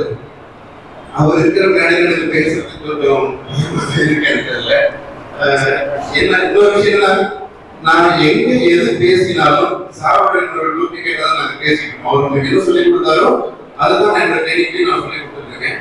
ஆக்சுவலா எனக்கு அக்குபஞ்சர் அப்படிங்கிற ஒரு மருத்துவர் இந்த வாழ்க்கையை அறிமுகமாகிறதுக்கு முன்னாடி லோக்கல் டிவியில ஹலோ டாக்டர் அப்படிங்கிற பேரு டாக்டர்ஸ் உட்கார வச்சு இன்டர்வியூ பண்ணிட்டு இருக்கேன். அது போக நான் ஒரு இன்ஜினியர், டிப்ளமோ இன்ஜினியர், ஹவுஸ் மோட்டர்ஸ்லாம் சேல் பண்ணிட்டு இருக்கோம். செலக்ஷன் கமிஷன் பண்றது, சர்வீசிங் பண்றது சொல்லிட்டு இருக்கோம். இந்த டைம்ல என்னுடைய வாழ்க்கையை பார்த்தீங்கன்னா கல்யாணத்துக்கு முன்னாடி நைட்டு கொடுக்கக்கூடிய ஒரு 10 வருஷம் எனக்கு பரவாயில்ல. என்னுடைய நைட்டு என்னது உடம்பு எதுல ஒரு அறிகுறி மூலியமா உணர்ந்து அப்படிங்கும்போது கல்யாணத்துக்கு பிறகு ஒரு ஸ்டேஜ்ல எனக்கு என்ன ஒரு பர்டிகுலர் ஒரு நிலையில் நான் பரோட்டா சாப்பிட்டேன். எனக்கு டிசன்ட்ரி ஆகும் இப்படி இருந்துருந்தது. அந்த சமயத்தில் கழுத்துல ஒரு சின்னதா ஒரு பரிச்சை ஒரு கட்டி மாதிரி தெரிஞ்சது. எல்லா பக்கமும் சுத்தி அடிச்சு கடைசியில் போக முடியாதுன்னு சொல்லிட்டாங்க. இது டியூபர்குலோசிஸ் அப்படின்னு சொல்லி ஐடென்டிஃபை பண்ணிட்டு அதுக்கு கவர்மெண்ட்ல 6 months மெடிசன் கொடுப்பாங்க. உங்களுக்கு தெரியும் நினைக்கிறேன். திருத்தி அமைக்கப்பட்ட காசநோய் தடுப்பு திட்டம் அப்படிங்கிற பேர்ல கவர்மெண்ட்லயே மெடிசன் கொடுப்பாங்க. அந்த மெடிசன் 6 மாசம் ஃப்ரீ ஆஃப் காஸ்ட், 13,500 ரூபாய் காஸ்ட் வச்சுக்கிறது. அது ஃப்ரீ ஆஃப் காஸ்ட் கொடுப்பாங்க. இதை நான் மெடிசன் வாங்கி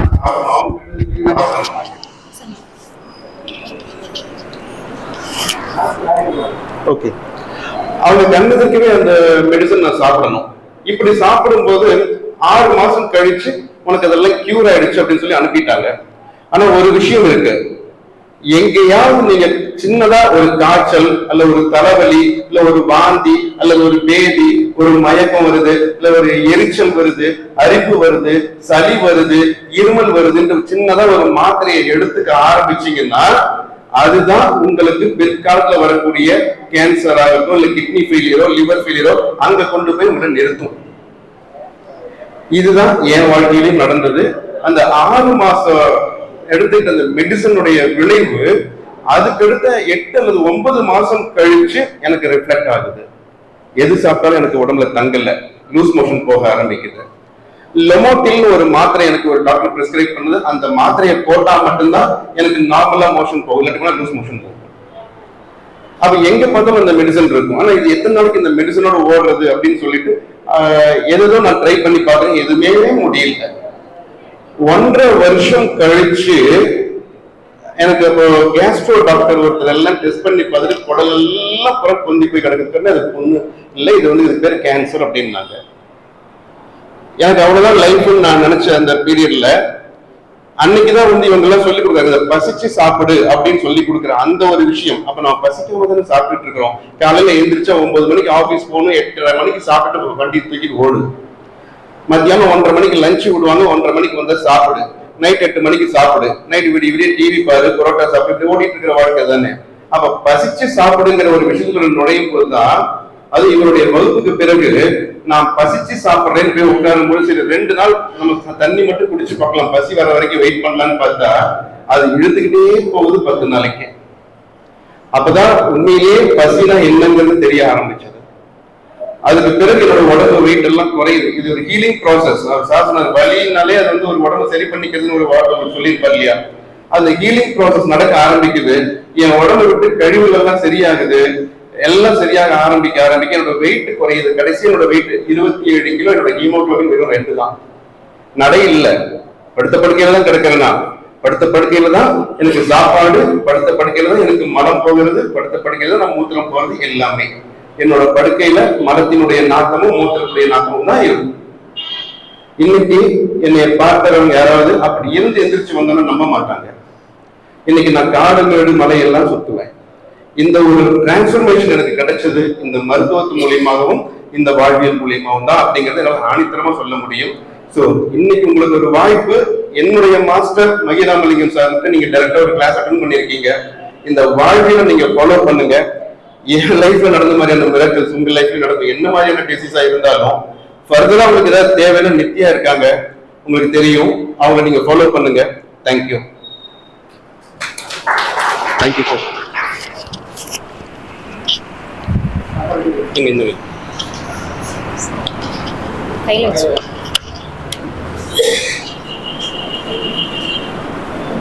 அனைவருக்கும் மிக்க நன்றி. நான் இப்போ உங்களை அழைச்சதோட டைம் பார்த்தீங்கன்னா ரொம்ப ஒரு கம்மியான டைம் தான். ஒரு சார பிஸி ஷெட்யூல் இருந்ததுனால கடைசி டைம்ல தான் எனக்கு இந்த டேட் கிடைச்சது. நான் நிறைய பேர்த்து கூப்பிட்டுருந்தேன். ஏன்னா நமக்கு கிடைச்ச இந்த ஒரு விஷயம் யாருமே வந்து ஒரு கொடிய நோயிலையோ இதுலயே ஆள்பற்றக்கூடாது அப்படிங்கிற மனசு சிந்தனையிலேயே இருக்கும். நம்ம சுற்றி இருக்கிறவங்களாகட்டும், நம்ம உறவினர்களாகட்டும், நம்ம நண்பர்களாகட்டும், எல்லாரும் வந்து நம்மளோட இதுக்குள்ள வந்து அவங்களும் ஆரோக்கியமா வாழணும் அப்படிங்கிற ஒரு எண்ணம் வந்து தலை தூங்கிட்டே இருக்கும். அப்படி இருக்கும்போது நான் முடிஞ்ச வரைக்கும் நான் எல்லாத்தையும் கூப்பிட்டேன். உங்களோட டைமை ஸ்பேன் பண்ணி நீங்க வந்ததுக்காக என்னோட மனமார்ந்த நன்றியை தெரிவிச்சுக்கிறேன். அதே போல சார் வந்து எங்களுக்கு எல்லாம் ஒரு தெய்வம் மாதிரி தான். ஏன்னா ஒரு அழகான ஒரு வாழ்வியலையும் ஒரு அழகான ஒரு உன்னதமான ஒரு கலையையும் எங்களுக்கெல்லாம் கற்றுக் கொடுத்துட்டு இருக்காரு. அவரோட டைம் அப்படிங்கிறது வந்து இங்க ரொம்ப வேல்யூபிளான டைம் தான். அவர் இந்த டைமை ஸ்பெண்ட் பண்ணி இங்க இருக்கிற நம்மளுக்கு, நம்ம மக்களுக்கு எல்லாம் வந்து ஒரு வாழ்வியல், அழகான வாழ்வியல் பற்றியும் நம்ம எப்படி வாழணும் அப்படிங்கிற ஒரு விஷயங்களை வந்து நம்மளுக்கு ரொம்ப அழகா சொல்லி கொடுத்துருக்காரு. அதுக்கான நன்றிகளை நான் வந்து தெரிவிச்சுக்கிறேன். அதே போல என் கூட படிக்கிற சக நண்பர்கள் அவங்க வந்து நேற்றிருந்து எனக்கு ஒரு ஒத்துழைப்பு கொடுத்துட்டு இருக்காங்க. ஏன்னா கடைசி 2 நாளா என் குழந்தைக்கு வந்து காய்ச்சலா இருந்ததுனால அவளை கூட நான் நேரம் செலவழிக்கிற மாதிரி ஆயிடுச்சு. நான் இங்க இருக்கேன், வந்துடுறேன், எல்லாம் பாத்துக்கிறேன் அப்படின்னு சொல்லிட்டு அவங்க வந்து ஒத்துழைப்பு கொடுத்து இந்த விழா வந்து நல்லா நடத்தியிருக்காங்க. அவங்களுக்கும் என்ன மனமார்ந்த நன்றியை தெரிவிச்சுக்கிறேன். இங்க வந்து எல்லா விஷயங்களையும் கேட்டு உங்களோட வாழ்க்கையில வந்து ஒரு நல்ல மாற்றத்தை உருவாக்கி நீங்களும் ஆரோக்கியமா வாழணும் அப்படிங்கறத வந்து நான் ரொம்ப மனமாற கேட்டுக்கொள்கிறேன். நன்றி. ஒரு சின்ன ஒரு கிஃப்ட் நம்ம சாருக்காக.